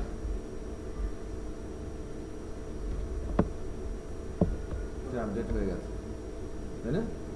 হচ্ছে না? কোয়ান্টিটি আপডেট হয়ে গেছে। তো আমার কোনো কিছু দেওয়ার দরকার নেই, রো আইডি দিয়েছি আর কোয়ান্টিটি দিয়েছি, তার প্রাইস সাব টোটাল সে নিজে থেকে ক্যালকুলেট করে দিচ্ছে, কারণ তার কাছে তো সব আছে। এটা বোঝা যাচ্ছে না? তার কাছে কিন্তু সব আছে। আর ডিলিট করার জন্য আমাকে একটা লিঙ্কে যথেষ্ট। আমি ওই আপডেট ফাংশনটাকেই এখন কিন্তু একটু ডাইনামিক করতে পারি। ওই আপডেটটাকেই আমি কি করব এখন ইউজ করতে পারবো, ঠিক আছে? আমি এই ফাংশনটা একটু রিউজ করানোর জন্য, আপডেট ফাংশনটা রিউজ করানোর জন্য আপডেটটাকে আমি একটা প্যারামিটার দিব, স্ট্যাটাস ইকুয়াল নাল, সরি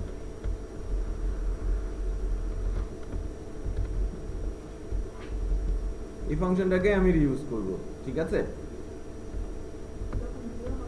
স্ট্যাটাস ইকুয়াল নাল, আচ্ছা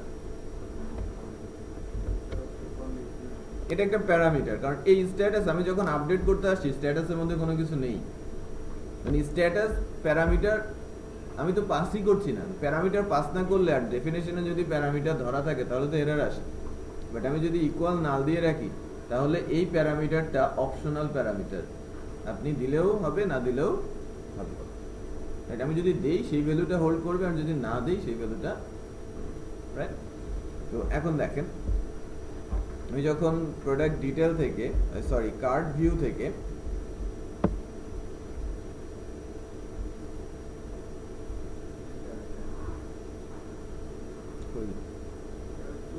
এইটা এইটা না,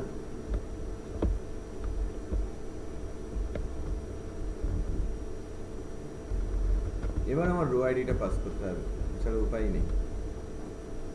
বাট এটা তো ইউআরএল এ দেখা যাবে না, কারণ আমি সঙ্গে সঙ্গে আবার রিডিরেক্ট হয়ে যাব। এই যে রো আইডিটা আছে না,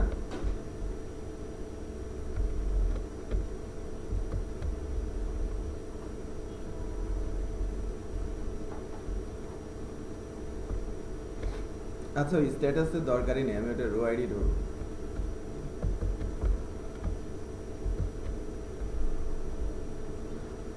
প্যারামিটার কার্টে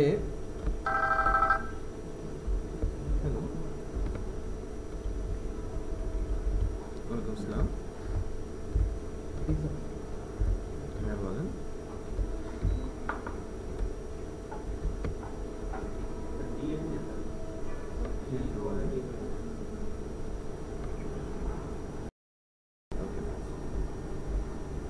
এখন ডি রো আইডি আমি নাল ধরে নিচ্ছি। আমি এই ফাংশনটাতে আপডেট কার্ড ফাংশনটাতে আসতে চাচ্ছি এবং আসতে চাচ্ছি কার্ড ভিউ থেকে, রাইট। আমি এখান থেকে একটা প্যারামিটার পাস করছি, এটা হচ্ছে আমার একটা রো আইডি, বাট এটা ডিলিশন রো আইডি। এখন কার্টে এসে এই যে পোরশনটা, এই পোরশনটা একটা কন্ডিশনে চলে যাবে। একটু খেয়াল করেন আমি কিভাবে কাজ করছি। ইফ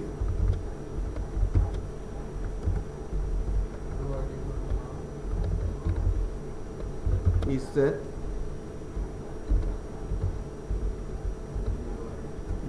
d row id, তাহলে এখানে বসবে কি ডিলিশন রো আইডি, সেম তো, আর আপডেট হবে else এই পোরশনে আপডেট, ঠিক আছে। আমার এই যে রো আইডিটা এটা তো পোস্ট থেকে আসবে, যখন পোস্ট থেকে আসবে তখন কি ডিলিশন রো আইডিতে কোনো ভ্যালু আসবে? ডিলিশন রো আইডিতে যখন কোনো ভ্যালু আসবে না, ইফের মধ্যে ঢুকবে না, ঢুকবে কোথায়? else। এটা বোঝা যাচ্ছে? এই একই ফাংশনই আমি আবার ইউজ করতে পারছি। তো এখন দেখি যে আমি একটা জিনিস আমি বলেছিলাম যে 0 দিয়ে যদি আমি আপডেট করি আমার রেকর্ডটা কিন্তু ডিলিট হয়ে যাবে, ওকে। 0 দিয়ে আপডেট করলে ওটা ডিলিট হয়ে গেল, ওই ফাংশনটা কাজও করলো। আবার আমি যদি এই বাটনটা প্রেস করি রিমুভ, ওইটাও কিন্তু আর কাজ করে নাই না।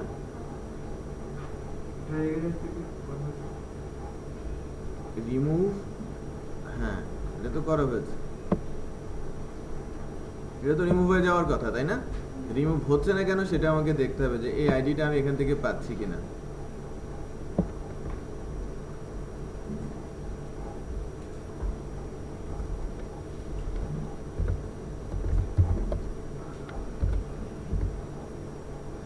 Deletion rho ID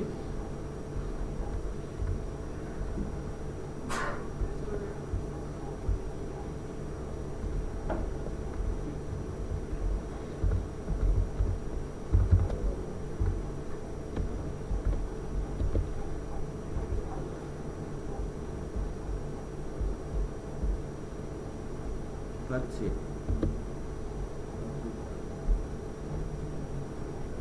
is set করলে এর ভেতরে না ঢোকার কারণটা কি? ইজ দিলেও হয়, এটা কিছু স্পেশাল সিম্বল আছে যেগুলো ইজ সেট ধরতে পারে না, গরমিল করে। এবার দেখি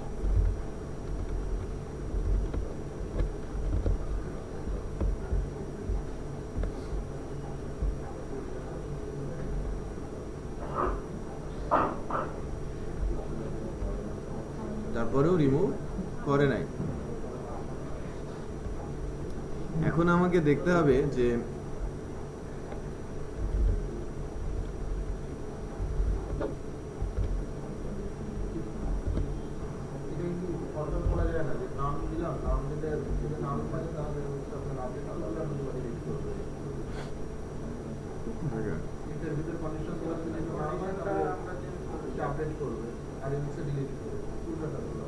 ওটাও করা যায়, বাট এটাও তো পসিবল, বাট এটা কেন নিচ্ছে না? ওইভাবে যেভাবে বলছেন সেটাও পসিবল, বাট এই যে রেকর্ডটা এটা তো এখানে আছে, তাই না? রো আইডিটা তো আসছে এখানে,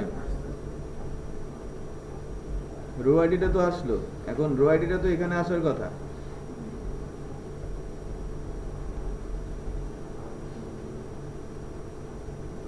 খুব আচ্ছা, কোয়ান্টিটি কি হবে? তো জিরো দিয়ে আপডেট হবে, কোয়ান্টিটি তো সে পেয়ে যাচ্ছিল ভেরিয়েবলে, জিরো দিয়ে আপডেট করলে আমি তো আসল কাজই করি নাই। ডিলিট করার জন্য তো কোয়ান্টিটি জিরো দিয়ে দিতে হবে, বুঝেন না?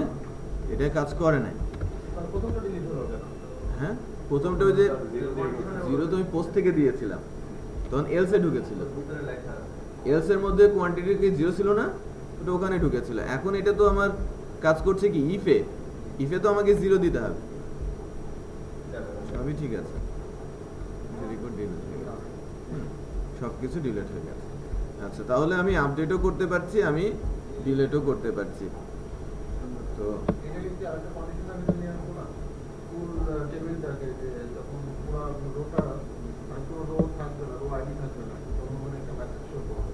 হ্যাঁ, ওখানে একটা মেসেজ দিয়ে দেবে, দেওয়া যায় তো। হ্যাঁ, কোনো রো কন্টেন্টস এর মধ্যে যদি ব্ল্যাঙ্ক হয় তাহলে কার্ট ইজ এমটি, এটা বলে দেবে এখানেই। ওটা চেক করব কিভাবে যে আমার রো আইডেন্টিটিটা জিরো আছে? এই দেখেন, এটা ফাংশনালিটি আছে।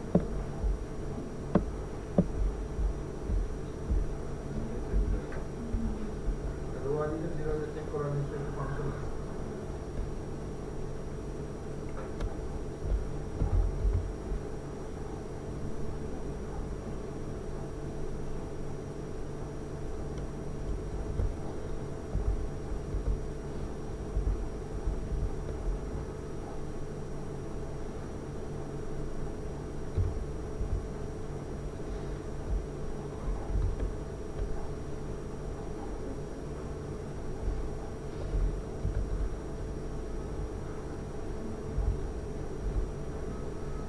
Number of rows, num rows.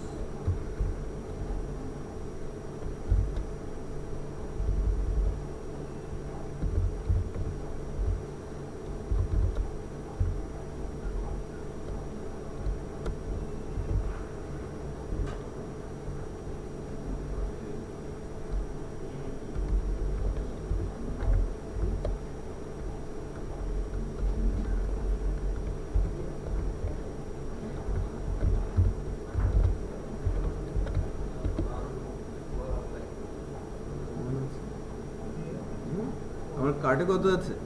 1। আমার একটা প্রোডাক্ট আছে, সো কাউন্ট কন্টেন্টস দিয়েছি, সে 1 রিটার্ন করছে। এখন আমি যদি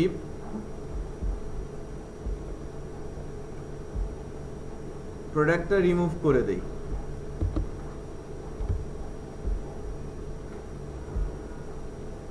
একটাই তো প্রোডাক্ট, তাই না?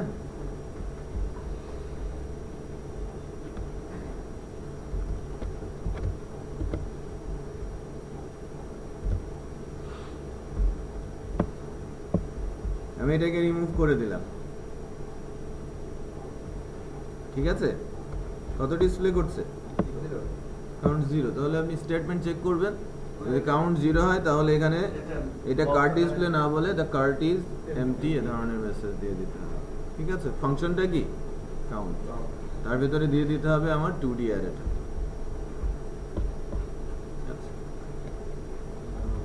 ঠিক আছে, তো 10 মিনিটের একটা ব্রেক দিচ্ছি।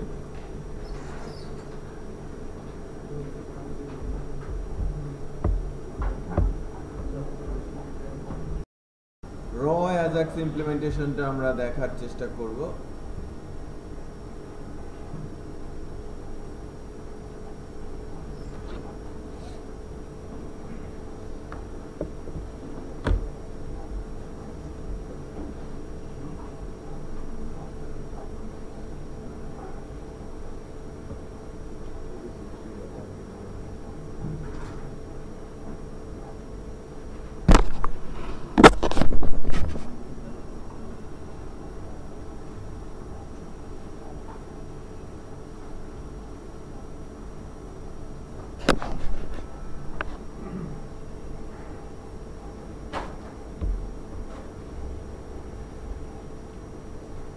অ্যাজাক্স হচ্ছে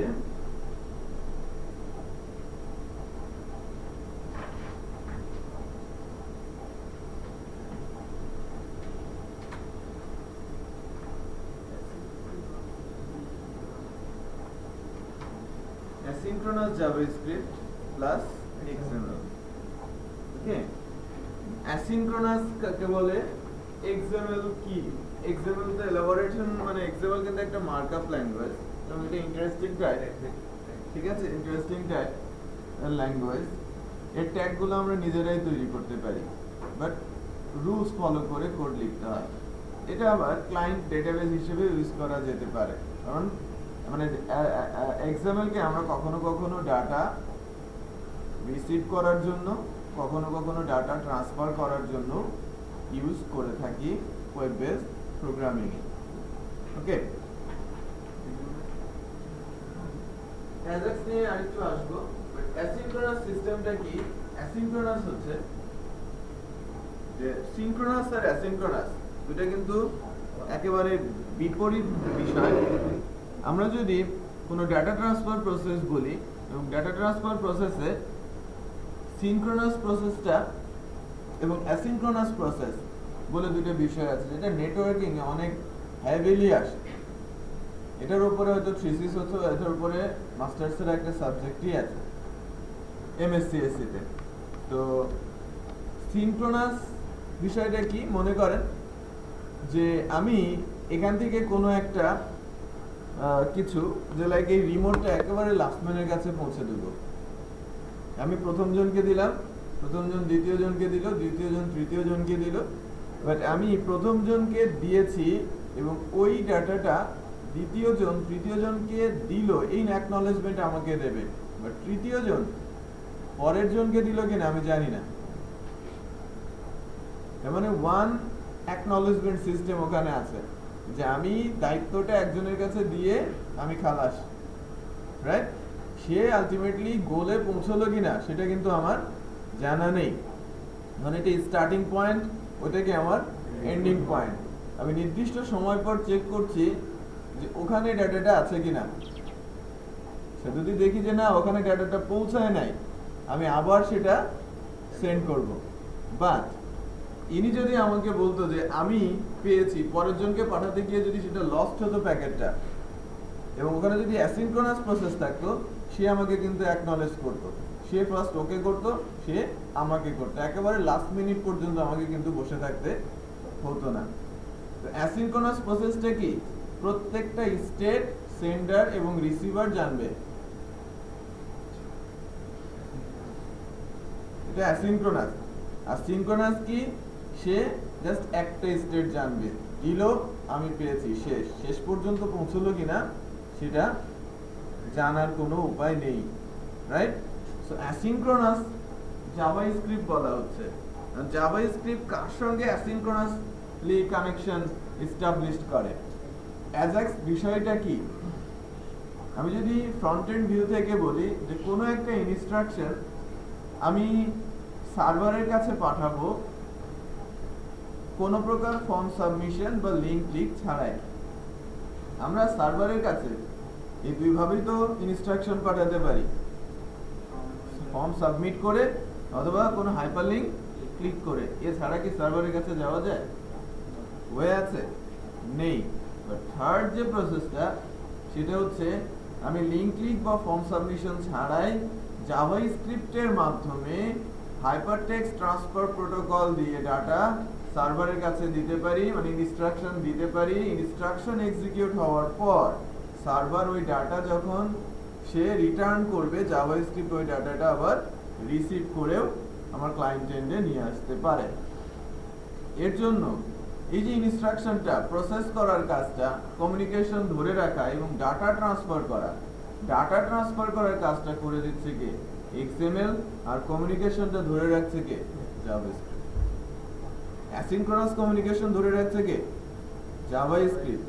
আর ডাটা সাথে ওই ইনস্ট্রাকশন গুলো আদান প্রদান করছে কে? তার মানে অ্যাজাক্সটা কি ক্লায়েন্ট এন্ড ল্যাঙ্গুয়েজের সঙ্গে সার্ভার এন্ড ল্যাঙ্গুয়েজের একটা বিহাইন্ড রিলেশন, যেটা ফর্ম সাবমিশন বা লিংক ক্লিক ছাড়াই হয়।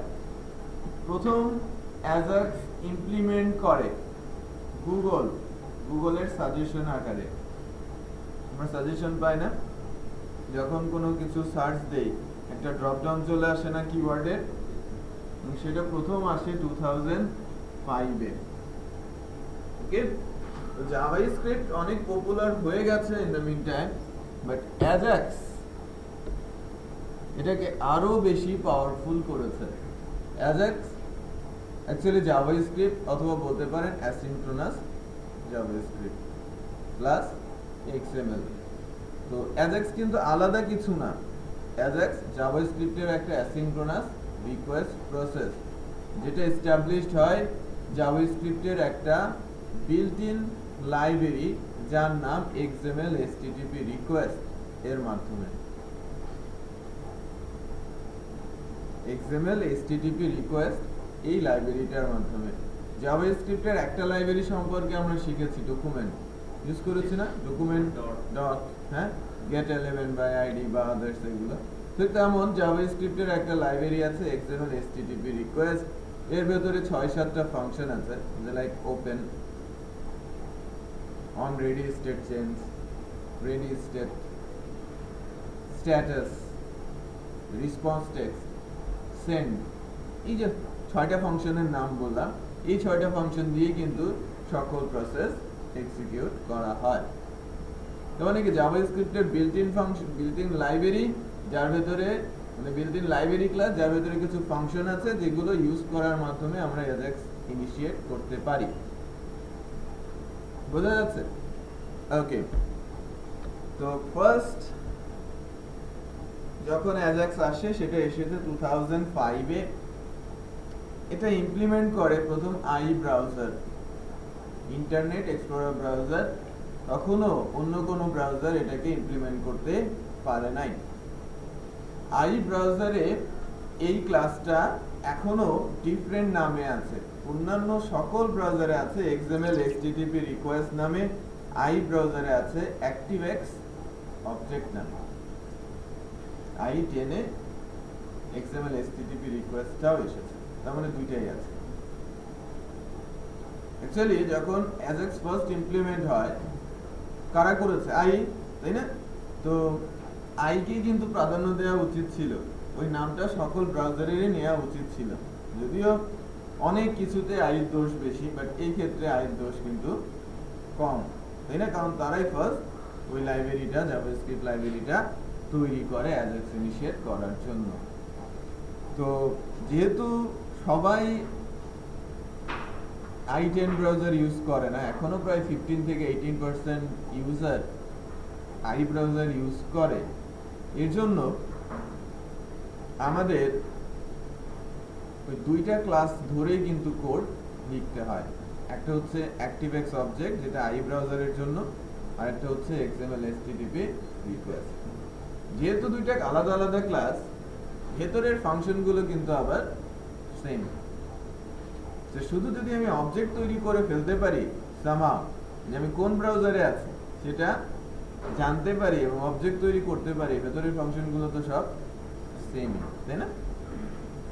তো অ্যাজাক্সটা আবারও বলছি, অ্যাজাক্সটা কি? অ্যাসিনক্রোনাস জাভাস্ক্রিপ্ট আর এক্সএমএল, ঠিক আছে? তো অ্যাজাক্স ইউজ করা হয় কেন? সাইট পাওয়ারফুল করার জন্য। সাইট পাওয়ারফুল বিষয়টা কি? ইউজার ইন্টারঅ্যাক্টিভ করার জন্য বলতে পারেন, ইউজার এক্সপেরিয়েন্সকে বাড়িয়ে দেওয়ার জন্য, ইউজারকে অনেক বেশি এই অ্যাপ্লিকেশনটা ইউজ করার ইউজার ফ্রেন্ডলি করে তোলার জন্যই মূলত অ্যাজাক্স ইউজ করা হয়ে থাকে, অথবা অ্যাজাক্স ইউজ করলে সাইট বেশি বেশি ইউজার ফ্রেন্ডলি হয় সেটা বলতে পারেন, অ্যাট্রাকটিভ করার জন্য। ইউজার যেন এটা ইউজ করে মজা পায়, সহজ কথা, তার কাজ যেন কম করতে হয়, ইউজারের কাজ কমিয়ে দেওয়া, তার ছোট্ট একটা অ্যাকশন একটু বড় করে এক্সিকিউট করা বলতে পারেন, লাইক তার কয়েকটা স্টেপ হয়তো ফলো করতে হতো, তার স্টেপগুলো কমিয়ে দেওয়া, রাইট? আচ্ছা, তো অ্যাজাক্স ইমপ্লিমেন্ট করার পর এ যাবৎ মানে পপুলার সাইটগুলোর মধ্যে সবচেয়ে বেশি অ্যাজাক্স ইউজ করেছে কিন্তু ফেসবুক। হ্যাঁ, বলতে পারেন যে ফেসবুকের অলমোস্ট সবগুলো অ্যাকশনই অ্যাজাক্স দিয়ে করা, লাইক শুধু হোম পেজ, প্রোফাইল পেজ আর লগ আউট, এছাড়া বাকি জায়গাগুলোতে অ্যাজাক্স, মানে আমি হোমে ক্লিক করেছি, অথবা আমি প্রোফাইলে ক্লিক করেছি, অথবা আমি লগ আউটে প্রেস করেছি, যে লিঙ্ক ক্লিক করে হয়তো কোনো একটা অ্যাকশন এক্সিকিউট করা, বাট আদার্স সব লোকেশনগুলোতেই কিন্তু অ্যাজাক্সের ইউজ আছে। লাইক আপনার নোটিফিকেশন, ফ্রেন্ড রিকোয়েস্ট, মেসেজ যে এক্সিকিউট হচ্ছে বা যেভাবে দেখছেন করা হয়েছে কার মাধ্যমে? অ্যাজাক্স দিয়ে। আপনি লাইক করছেন, সঙ্গে সঙ্গে লাইক হয়ে যাচ্ছে, কমেন্টস করছেন, ওই অংশটুকুই সাবমিট হচ্ছে, পুরো পেজ সাবমিট হয়ে যাচ্ছে? হচ্ছে না। আপনি চ্যাট করছেন, রাইট? আপনি ওই স্ট্রিমিং গুলো দেখছেন সাজেশন আকারে, ওই রাইট টপে দেখা যায় না? হ্যাঁ, এই যে বিষয়গুলো সঙ্গে সঙ্গে পেজও লোড হয়ে যাচ্ছে কিছুক্ষণ পর পর, বোঝা যাচ্ছে? সব কিছুই গ্যালারি, ওটা তো অবশ্য যে করি, ভিডিও গ্যালারি বা ইমেজ গ্যালারি যেগুলো দেখেন এগুলো কিন্তু আবার যে করি, তো সব জায়গাতেই কি ইউজ হচ্ছে? অ্যাজাক্স। অ্যাজাক্স না থাকলে ফেসবুকে ইউজ করে এখন যেটা যতটা মজা পাওয়া যায় ঠিক ততটা কিন্তু মজা পাওয়া যেত না। ওকে, তো অ্যাজাক্স আমরা ইমপ্লিমেন্ট করতে শিখবো এবং একেবারে র কোড করতে শিখবো, লাইব্রেরি ফাংশন ইউজ করে কোড ফাংশন নিজেরাই ডেভেলপ করবো অ্যাজাক্স, যাতে ওই ফাংশনের মাধ্যমে অ্যাজাক্স ইনিশিয়েট করতে পারি, এবং ওই একটা ফাংশন আমরা তৈরি করে নিব যেন অ্যাজাক্স ইনিশিয়েট করতে গেলে যা যা দরকার ওই একটা ফাংশনই অলওয়েজ ইউজ করে করতে পারি, আমরা নিজেরাই ওই ফাংশনটা দেখে লেখার চেষ্টা করব। একটা পেন ড্রাইভ দেবেন, আমি ছোট্ট একটা এক্সাম্পল দিব। আমরা ফ্রেমওয়ার্কের বাইরে আগে কিছুটা অ্যাজাক্স শিখবো, তারপর ফ্রেমওয়ার্কের ভেতরে অ্যাজাক্স ইমপ্লিমেন্ট করার চেষ্টা করব।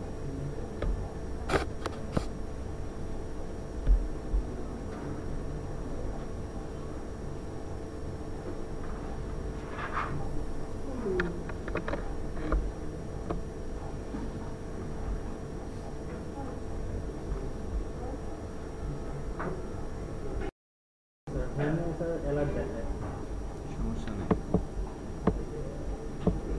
এটা আমি ঠিক করবো, আমাকে দেখ। সবাই পেয়েছেন?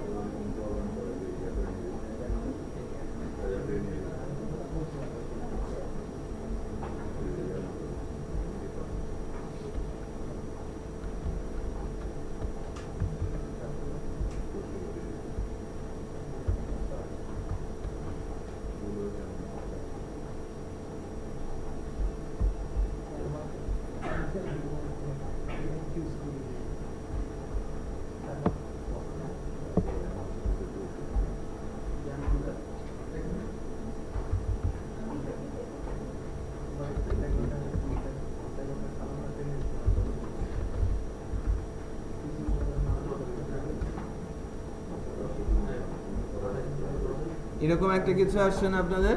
জি স্যার একটা পেজ দিলে তার পোস্টটাতে লেখার অপশন আছে কার্যকর কই লেখা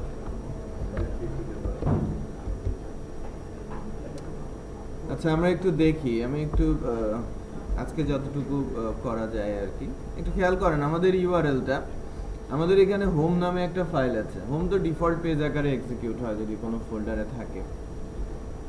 আমি পেজ 1-এ ক্লিক করছি, পেজ 2-তে ক্লিক করছি, তাহলে কন্টেন্ট চেঞ্জ হচ্ছে, বাট কোনো একটা পেজ লোড করলে ক্লিক করলে লোড সাইন আসে, সেটা হচ্ছে কিনা একটু খেয়াল করি। হচ্ছে কি লোড কিন্তু হচ্ছে না, রাইট? কারণ ইনস্ট্রাকশনটা যাচ্ছে অ্যাজাক্স এর মাধ্যমে। অ্যাজাক্স ফর্ম সাবমিট করছে না, বা লিঙ্ক ক্লিক আমি যেটা করেছি এটা হাইপারলিংক ট্রান্সফার প্রোটোকল দিয়ে যাচ্ছে না, এটা অ্যাজাক্স এর মাধ্যমে রিকোয়েস্ট আমি সার্ভারের কাছে পাঠাচ্ছি। ইউআরএল কিন্তু আগের মতোই আছে, খেয়াল করেছেন? আমি 4-এ যাচ্ছি, পেজ 4টা আসে, রাইট? এখানে যে কাজটা হচ্ছে, এই যে পেজ 1-এর এই ভেতরের যে কোডগুলো, এটা একটা সার্ভার পেজ, এটা HTML হতে পারে বা PHP ফাইল হতে পারে, তার ভেতরের কোডগুলো আমি as a response text read করে এখানে প্লেস করছি। আমার যে পেজটা রান করেছে তার নাম কি? home.html। ওকে, লিঙ্কগুলো যেখানে তৈরি করা আছে সেটা হচ্ছে এই যে মাই ওয়েব পেজ, এ ট্যাগ দিয়ে একটা লিঙ্ক তৈরি করা আছে, তারপরে এ ট্যাগ দিয়ে দ্বিতীয় পেজ 2, এরপর পেজ 3, এরপর পেজ 4, রাইট? 4টা লিঙ্ক। আর যে পেজের কন্টেন্টগুলো ডিসপ্লে করছে এখানে কি আছে? আমরা একটা জাভাস্ক্রিপ্ট এক্সাম্পল দেখেছিলাম, এই যে আমি কোথাও টাইপ করছিলাম নিচ দিয়ে ওটা, তার মানে আমি একটা সেলের ভেতরে কি ইনারে আমি প্রিন্ট করেছিলাম না, মনে আছে? সেলের ইনারে আমি প্রিন্ট করেছিলাম। এই যে ডিভটা, এই যে এখানে একটা অ্যালার্ট আছে, এটা বন্ধ করে দেবে। HTML পেজে লাইন নাম্বার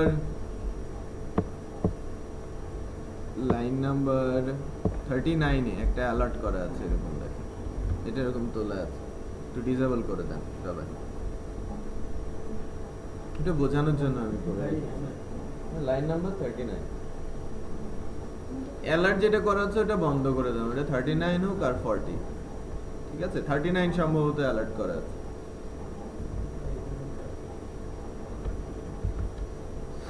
আমরা বিষয়টা বোঝার চেষ্টা করছি, ঠিক আছে, যে কি হচ্ছে। মূলত আমরা যখন লিঙ্ক ক্লিক করছি, আমি একটু বলে নেই ভিউটা, যে আমি যখন কোনো একটা লিঙ্ক ক্লিক করছি, এই যে লিঙ্ক, পেজ লিঙ্ক, আমি একটা জাভাস্ক্রিপ্ট ফাংশন কল করছি। জাভাস্ক্রিপ্ট ফাংশনটা কোনো একটা পেজ, যেটাকে আমি বলছি সার্ভার পেজ, যে লাইক এই কোডটা আমার এই পেজের,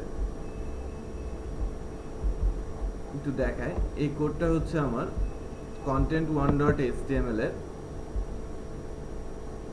এই আউটপুটটা আসছে না, পেজ 1 এই কন্টেন্ট। তো আমি যখনই কোনো একটা লিঙ্ক লাইক পেজ 1 ক্লিক করছি, হাইপারলিংক রেফারেন্সে যদি এটা দেয়া আছে, বাট কোনটা আগে এক্সিকিউট হয়? অন ক্লিক, মানে ইভেন্ট অ্যাট্রিবিউটগুলোতে আগে এক্সিকিউট হয়।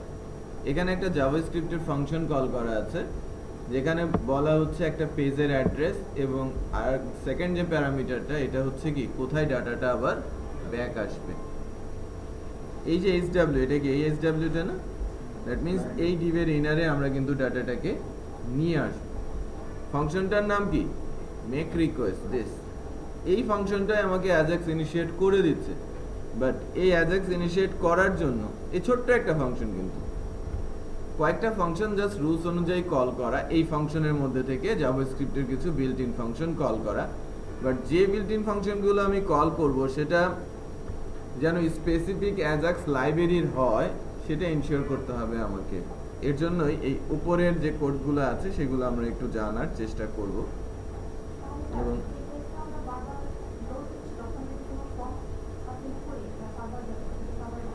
যাবে ফর্ম দিলে তো ওটা অটোমেটিক লোড হয়ে সার্ভারে চলে যাবে, বাট আমি যখন কোনো ইনস্ট্রাকশন দিচ্ছি যে কোনো একটা লিঙ্ক ক্লিক করবো, অন ক্লিকে কি জাভাস্ক্রিপ্ট ফাংশন কল করতে পারি না? পারি তো। অথবা আমি বলি যে অন কি আপ, অন কি ডাউন।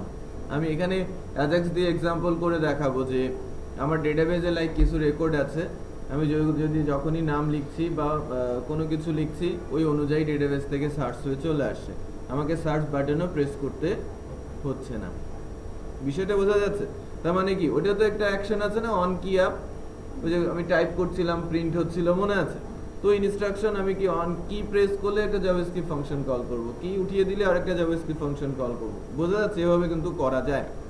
যাই হোক, আমি এখানে আরেকটা জিনিস আমরা শিখবো যে try catch event handler. Event handler এটা পিএসপি তেও আছে, আবার জাভাস্ক্রিপ্টেও আছে। এটা একটি স্পেশাল টাইপের সিনট্যাক্স। তো প্রথমে এটা কি, এটা তো আমরা বুঝতে পারছি, ভেরিয়েবল এক্সএমএল এইচটিটিপি, যার ভেতরে অ্যাসাইন হচ্ছে কি একটা বুলিয়ান ভ্যালু। এরপরে ট্রাই ক্যাচ ইফ এলস আমরা শিখেছি না, ওটা তো স্টেটমেন্ট এবং কন্ডিশন চেক করে। বা ট্রাই ক্যাচ এটা একটু ডিফারেন্ট জিনিস। এর কাজ হচ্ছে আমি ট্রাইয়ের মধ্যে যদি কোনো একটা কাজ তার জন্য অ্যাসাইন করি, সে যদি ওটা করতে পারে ট্রু রিটার্ন করে, ব্লক থেকে বের হয়ে আসে। কাজ করতে পারলেই তার মানে তাকে যে কাজটা দেওয়া হলো সেটা যদি সে করতে পারে তাহলে সে ওই রেজাল্টটা নিয়ে বের হয়ে আসে, আর যদি না করতে পারে সে একটা এক্সেপশন থ্রো করে বা এলসে চলে যায়। তার মানে কি, না করতে পারলে এলসে চলে যাবে, করতে পারলে পুরো ব্লক থেকে বের হয়ে আসে। তাকে আমি একটা কাজ দিচ্ছি যে লাইক এটা কি ধরনের সিনট্যাক্স, বোঝা যাচ্ছে কি ধরনের সিনট্যাক্স? একটা অবজেক্ট তৈরি করার সিনট্যাক্স না আমরা পিএসপি তে শিখেছিলাম, জাভাস্ক্রিপ্টেও তাই, যে এর ভেতরে অবজেক্টটা আসবে, তারপর আমি নিউ লিখছি, এটা আমার ক্লাসের নাম। তো এটা I knew browsers like i8 i9 i7 6 ছাড়া, এটা 6 এর জন্য। তো আমি ট্রাই করছি যদি আই নিউ ব্রাউজার হয়, মানে 10 না কিন্তু i7 8 9 এর জন্য, 10 এ কিন্তু ওই XML HTTP রিকোয়েস্টই আছে। তো অ্যাক্টিভএক্স অবজেক্ট হয় এবং দুইজনের প্যারামিটার কিন্তু ডিফারেন্ট, এটা পুরনো আই আর এটা হচ্ছে নতুন আই ব্রাউজার। আমি প্রথমে আই ব্রাউজারে আছি কিনা সেটা কিন্তু টেস্ট করছি। যদি আমি আই ব্রাউজারে থাকি তাহলে এই ক্লাসটা আই ব্রাউজারে আছে, লাইক আমি i8 ইউজ করছি অথবা 9 ইউজ করছি, তাহলে এই ক্লাসটা আমার ব্রাউজারের মেমোরিতে আছে এবং এখান থেকে একটা অবজেক্ট তৈরি হবে, হবে কিনা? অবজেক্ট তৈরি হলে অবজেক্ট এর মধ্যে থাকবে, রাইট? তাই তো? তাহলে ট্রাই থেকে আমি যদি বের হয়ে যাই, ক্যাচের মধ্যে কতটুকু আছে একটু দেখি। ক্যাচের মধ্যে একদম লাস্ট, তার মানে আমার এখানে একটা অবজেক্ট আছে, রাইট? আমি কি ক্যাচে যাব? তাকে যে কাজটা দেওয়া হয়েছে সে সম্পন্ন করতে পেরেছে, অবজেক্ট তৈরি করতে পেরেছে, সো সে আর ক্যাচে আসবে না। এবং এখানে অ্যাক্টিভএক্স অবজেক্টের একটা অবজেক্ট XML HTTP এর মধ্যে অবজেক্ট তৈরি হয়ে আছে। নিচে আসি, আমার এখানে অবজেক্ট আছে, সামনে নট বসালে কি হবে? ফলস হয়ে যাবে না? তার মানে আমার রাইট সাইডের কোনো কন্ডিশনই আর টেস্ট হবে না। ইফে কি ঢুকবে? ঢুকবে না। তার মানে এই XML HTTP এর মধ্যে কার অবজেক্ট আছে? ওই অ্যাক্টিভএক্স অবজেক্ট ক্লাসের, যেটা আই নিউ ব্রাউজারের অবজেক্ট। বোঝা যাচ্ছে? আমি যদি আই নিউ ব্রাউজারে থাকি তাহলে কোথা থেকে অবজেক্ট তৈরি হচ্ছে? এখান থেকে। এখন আমি ধরে নিচ্ছি যে না, আমি আই ব্রাউজারে নেই, তাহলে এখানে অবজেক্ট তৈরি হচ্ছে না, রাইট? কোথায় আসছি? ক্যাচে। ক্যাচে আসছি, ক্যাচে এসে আবার আমি ট্রাই ক্যাচ দিয়েছি ওর ভেতরে, তার মানে এলস এর ভেতরে আবার ইফ এলস দিয়েছি। বিষয়টা ক্লিয়ার? আমি এলস এর ভেতরে আবার ইফ এলস দিয়েছি, মানে ট্রাই ক্যাচ দিচ্ছি আরেকটা জিনিস টেস্ট করার জন্য যে এটা আই পুরনো ব্রাউজার কিনা, i6 কিনা বা i5 কিনা। যদি i5 হয় বা 6 হয় এখানে অবজেক্ট তৈরি হবে, আর যদি না হয় ক্যাচে এসে কি দেবে? তার মানে আমি যদি আই ব্রাউজারে না থাকি, XML HTTP এর মধ্যে কি আছে? ফলস আছে। আছে একটা বুলিয়ান ভ্যালু, ফলস আছে, তাই না? কিছু একটা আছে যেটা বুলিয়ান ভ্যালু ফলস। বুঝতে পারছেন?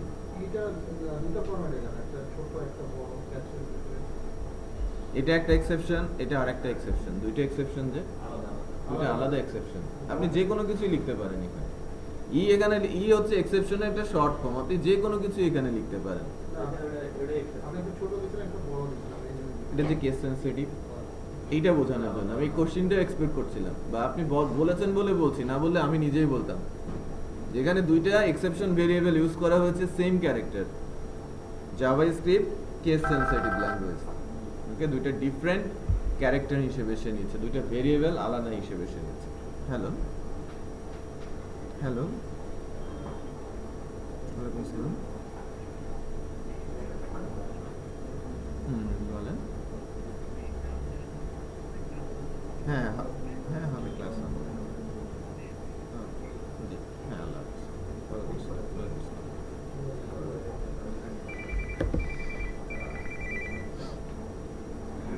হ্যালো হ্যাঁ হ্যাঁ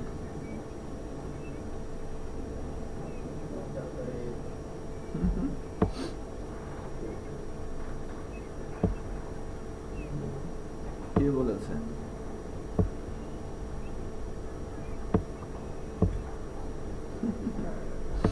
আচ্ছা আমি দেখি, যদি পাই নিয়ে আসবো, না পেলে নিয়ে আসবো না।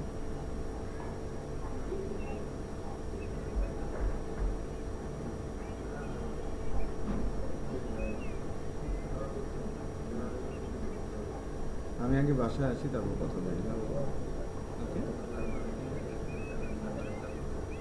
আল্লাহ হাফেজ। আল্লাহ হাফেজ। আল্লাহ হাফেজ।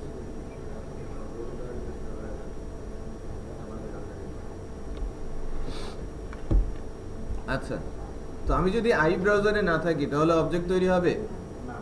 হবে না। এবার আর সেখানে ফলস আছে, সামনে কি নট ট্রু, তাহলে এই কন্ডিশনটা টেস্ট করবে রাইট সাইডে। তো এন্ড থাকলে কি হয়, সে আগে লেফটেরটা ট্রু করে, মানে লেফট যদি ট্রু হয় দেন রাইট কন্ডিশন টেস্ট করে, যদি লেফট ট্রু না হয় সে রাইট কন্ডিশন কিন্তু টেস্টই করে না, রাইট? সো লেফট যেহেতু ট্রু, সে রাইট কন্ডিশনটা টেস্ট করবে।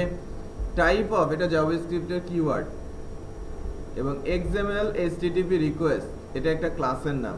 এর অর্থ হচ্ছে যে যদি এই ক্লাসটা টাইপ অফ হয়, দ্যাট মিনস থাকে, তাহলে এখানে আসবে কি ডিফাইন। মনে করেন যদি আমি মজিলা ব্রাউজারে থাকি তাহলে কি আছে, এবং রিটার্ন করবে কি ডিফাইন, রিটার্ন করবে define, define not equal undefined, তার মানে কি ট্রু, তাই কি না? আর যদি আমি মানে মজিলা ব্রাউজারে আসি, অথবা সাফারি ব্রাউজার, অথবা ক্রম, অথবা অপেরা, সবার মধ্যেই তো আছে, এখান থেকে কি রিটার্ন করবে define, define not equal undefined, হলো ট্রু। লেফটেরটাও ট্রু, রাইটটাও ট্রু, ভেতরে আসবে এবং XML HTTP রিকোয়েস্ট ক্লাসের একটা অবজেক্ট তৈরি হয়ে যাবে। তার মানে আই থাকলে উপরের কোডগুলো থেকে অবজেক্ট তৈরি হবে, আর যদি আই ব্রাউজার ছাড়া যে কোনো ব্রাউজার হয় তখন এখান থেকে অবজেক্ট তৈরি হবে। যদি ক্লাসটা লাইব্রেরি মানে ব্রাউজারে এক্সিস্ট করে তাহলে ডিফাইন বলবে, আর যদি ব্রাউজারে না থাকে তাহলে সে আনডিফাইন বলবে, নেই, মানে এই ক্লাসটা নেই। আর যদি থাকে তাহলে বলবে আছে, ডিফাইন। তার মানে কিভাবে অবজেক্ট তৈরি হচ্ছে সেটা তো শিওর, মানে আমরা কনফার্ম হলাম, রাইট? যে XML HTTP এটা একটা অবজেক্টের নাম, আর অবজেক্ট যদি আমরা ঠিকমতো তৈরি করতে না পারি, স্পেসিফিক ব্রাউজারে গিয়ে আমার এটা কাজ করবে না। যে লাইক আমি যদি শুধু এই অংশটুকু লিখি, নিচের এই অংশটুকু, তাহলে কিন্তু আই ব্রাউজারে গিয়ে আমার কোড কাজ করবে না। এবার যদি শুধু উপরের অংশটুকু লিখি, আই ব্রাউজার ছাড়া অন্য কোথাও আর কাজ করবে না। মানে সব কোডই রাখতে হবে কম্পিটিবিলিটি দেওয়ার জন্য। এবার বলি, এই যে সার্ভার পেজ, এটার মধ্যে কি আছে? ওই পেজের অ্যাড্রেস content1, তাই কি না? দেখেন আমরা যখন প্রথমবার আমার এই পেজটা আসছে বডি অনলোডে, ফাইলটার নাম কি, ফাংশনটার নাম কি, মেক রিকোয়েস্ট, রাইট? পেজের নাম কি, content1। তার মানে আমার সার্ভার পেজের মধ্যে কি আছে, content1। তো আমি ওপেন ফাংশন কল করছি গেট এর মাধ্যমে, দ্যাট মিন্স ডাটা পাস হবে কি দিয়ে, ইউআরএল দিয়ে। সার্ভার পেজ মানে কি, ওই content1.html, সেখানে যাবে। মানে এখানে যখনই আমার কানেকশন, এর মাধ্যমে কি, এই ফাংশনটার মাধ্যমে কানেকশন এস্টাবলিশড হবে, আর এই ফাংশনটা বারবার অ্যাসিনক্রোনাসলি তার সঙ্গে কমিউনিকেশনটা ধরে রাখবে। On ready state change, object dot on ready state change equal function যদি হয়, এই ফাংশনটা রিকার্সিভলি এক্সিকিউট হতে থাকবে। 5টা রেডি স্টেট আছে, 0 1 2 3 4। 5 জনের 5টা কাজ। আমরা যদি এখানে লিখি Ajax ready state W3 school সে আছে,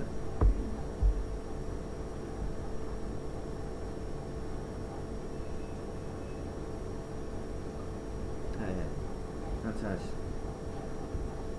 0 মানে কি request not initialized, 1 server connection established, 2 request received, 3 processing request finished and response is ready।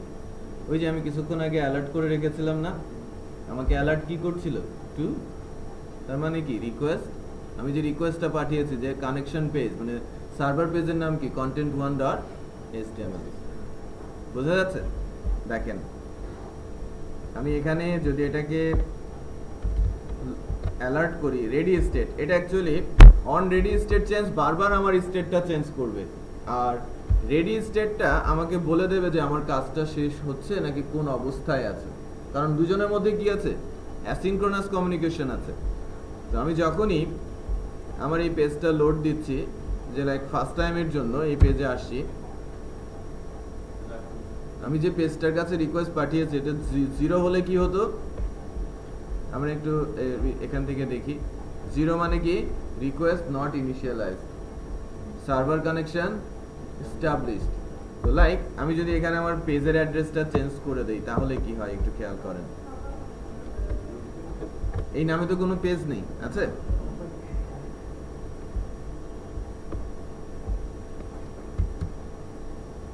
এটা কানেকশন এস্টাবলিশ আগেই করে ফেলেছে সার্ভারে।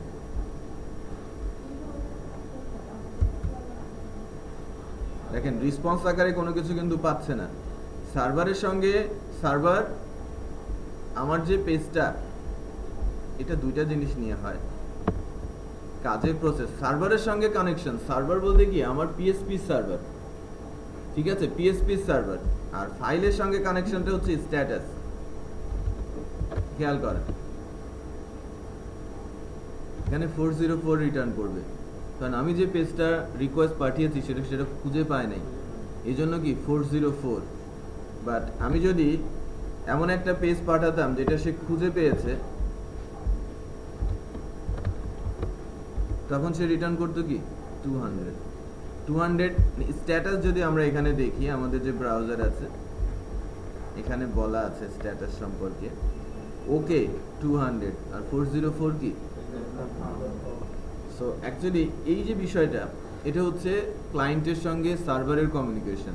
কারণ আমি যদি সার্ভার না থেকে আমি শুধু ক্লায়েন্ট নিয়ে কাজ করতাম, এই কোডটা যদি আমি সার্ভারে না রাখতাম এটা কিন্তু এক্সিকিউট হতো না, তার মানে আমার 0তেই থেমে যেত, রিকোয়েস্ট নট ইনিশিয়ালাইজড বলছে।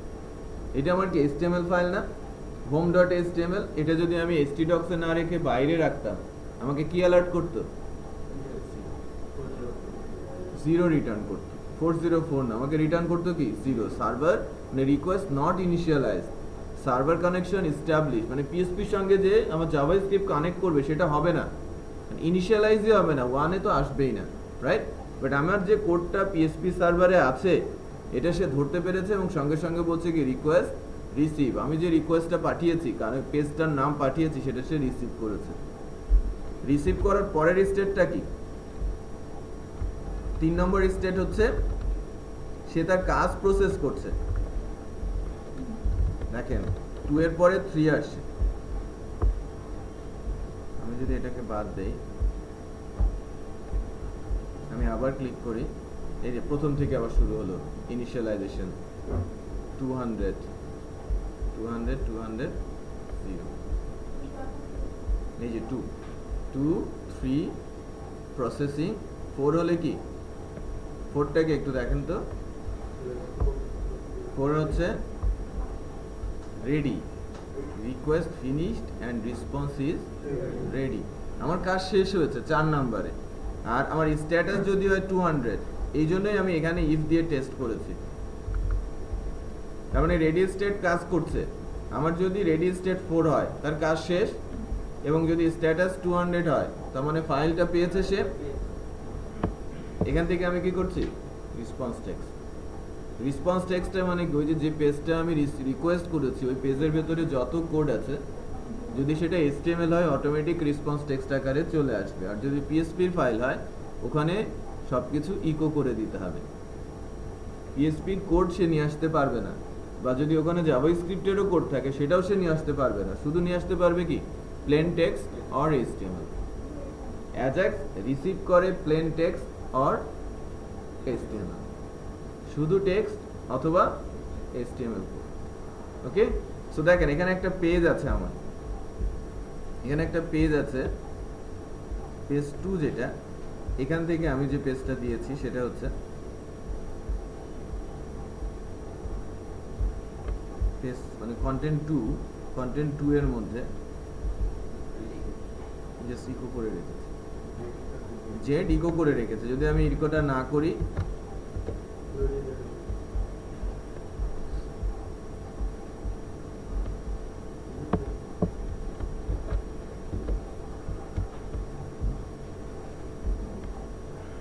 ডাটা কি আছে, রেসপন্স টেক্সট কি আছে, ওখানে ইকো করতে হবে। পিএসপির যদি কোনো কিছু প্রসেস হয় ইকো করতে হবে, আর যদি HTML হয়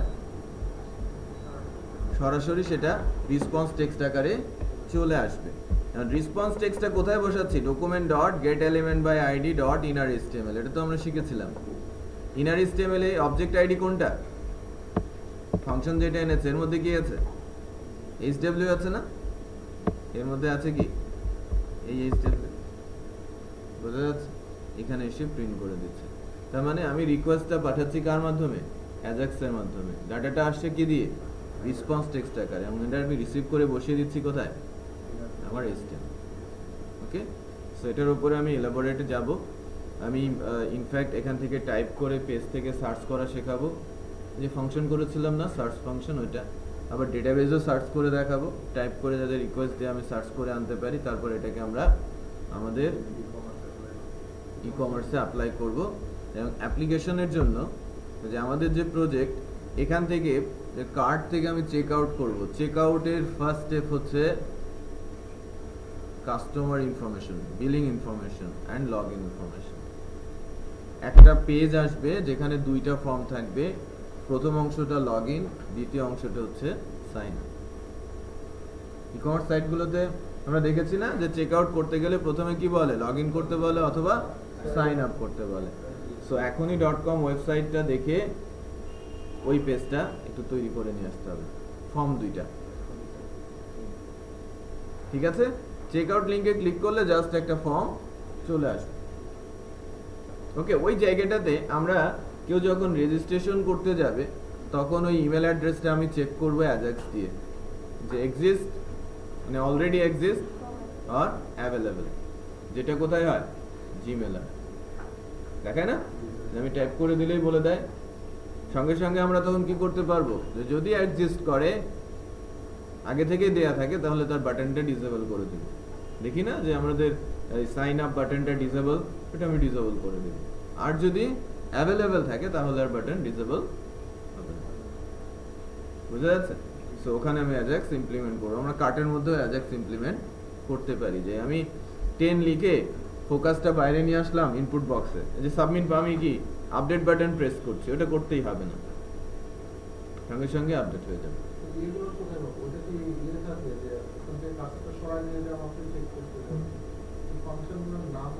এগুলো তো সবই ওই ইভেন্ট অ্যাট্রিবিউট, অন ব্লাড, হ্যাঁ, HTML event attribute. On focus, input বক্সের মধ্যে কার্সর নেওয়া, অন ফোকাস, সরিয়ে নেওয়া, অন ব্লাড, হ্যাঁ, সাইন আপ আর log in, registration and log in. একটা ইনপুট বক্স দেবে। আচ্ছা, তাহলে উপরে লগ ইনটাও অ্যাড করে দেবো।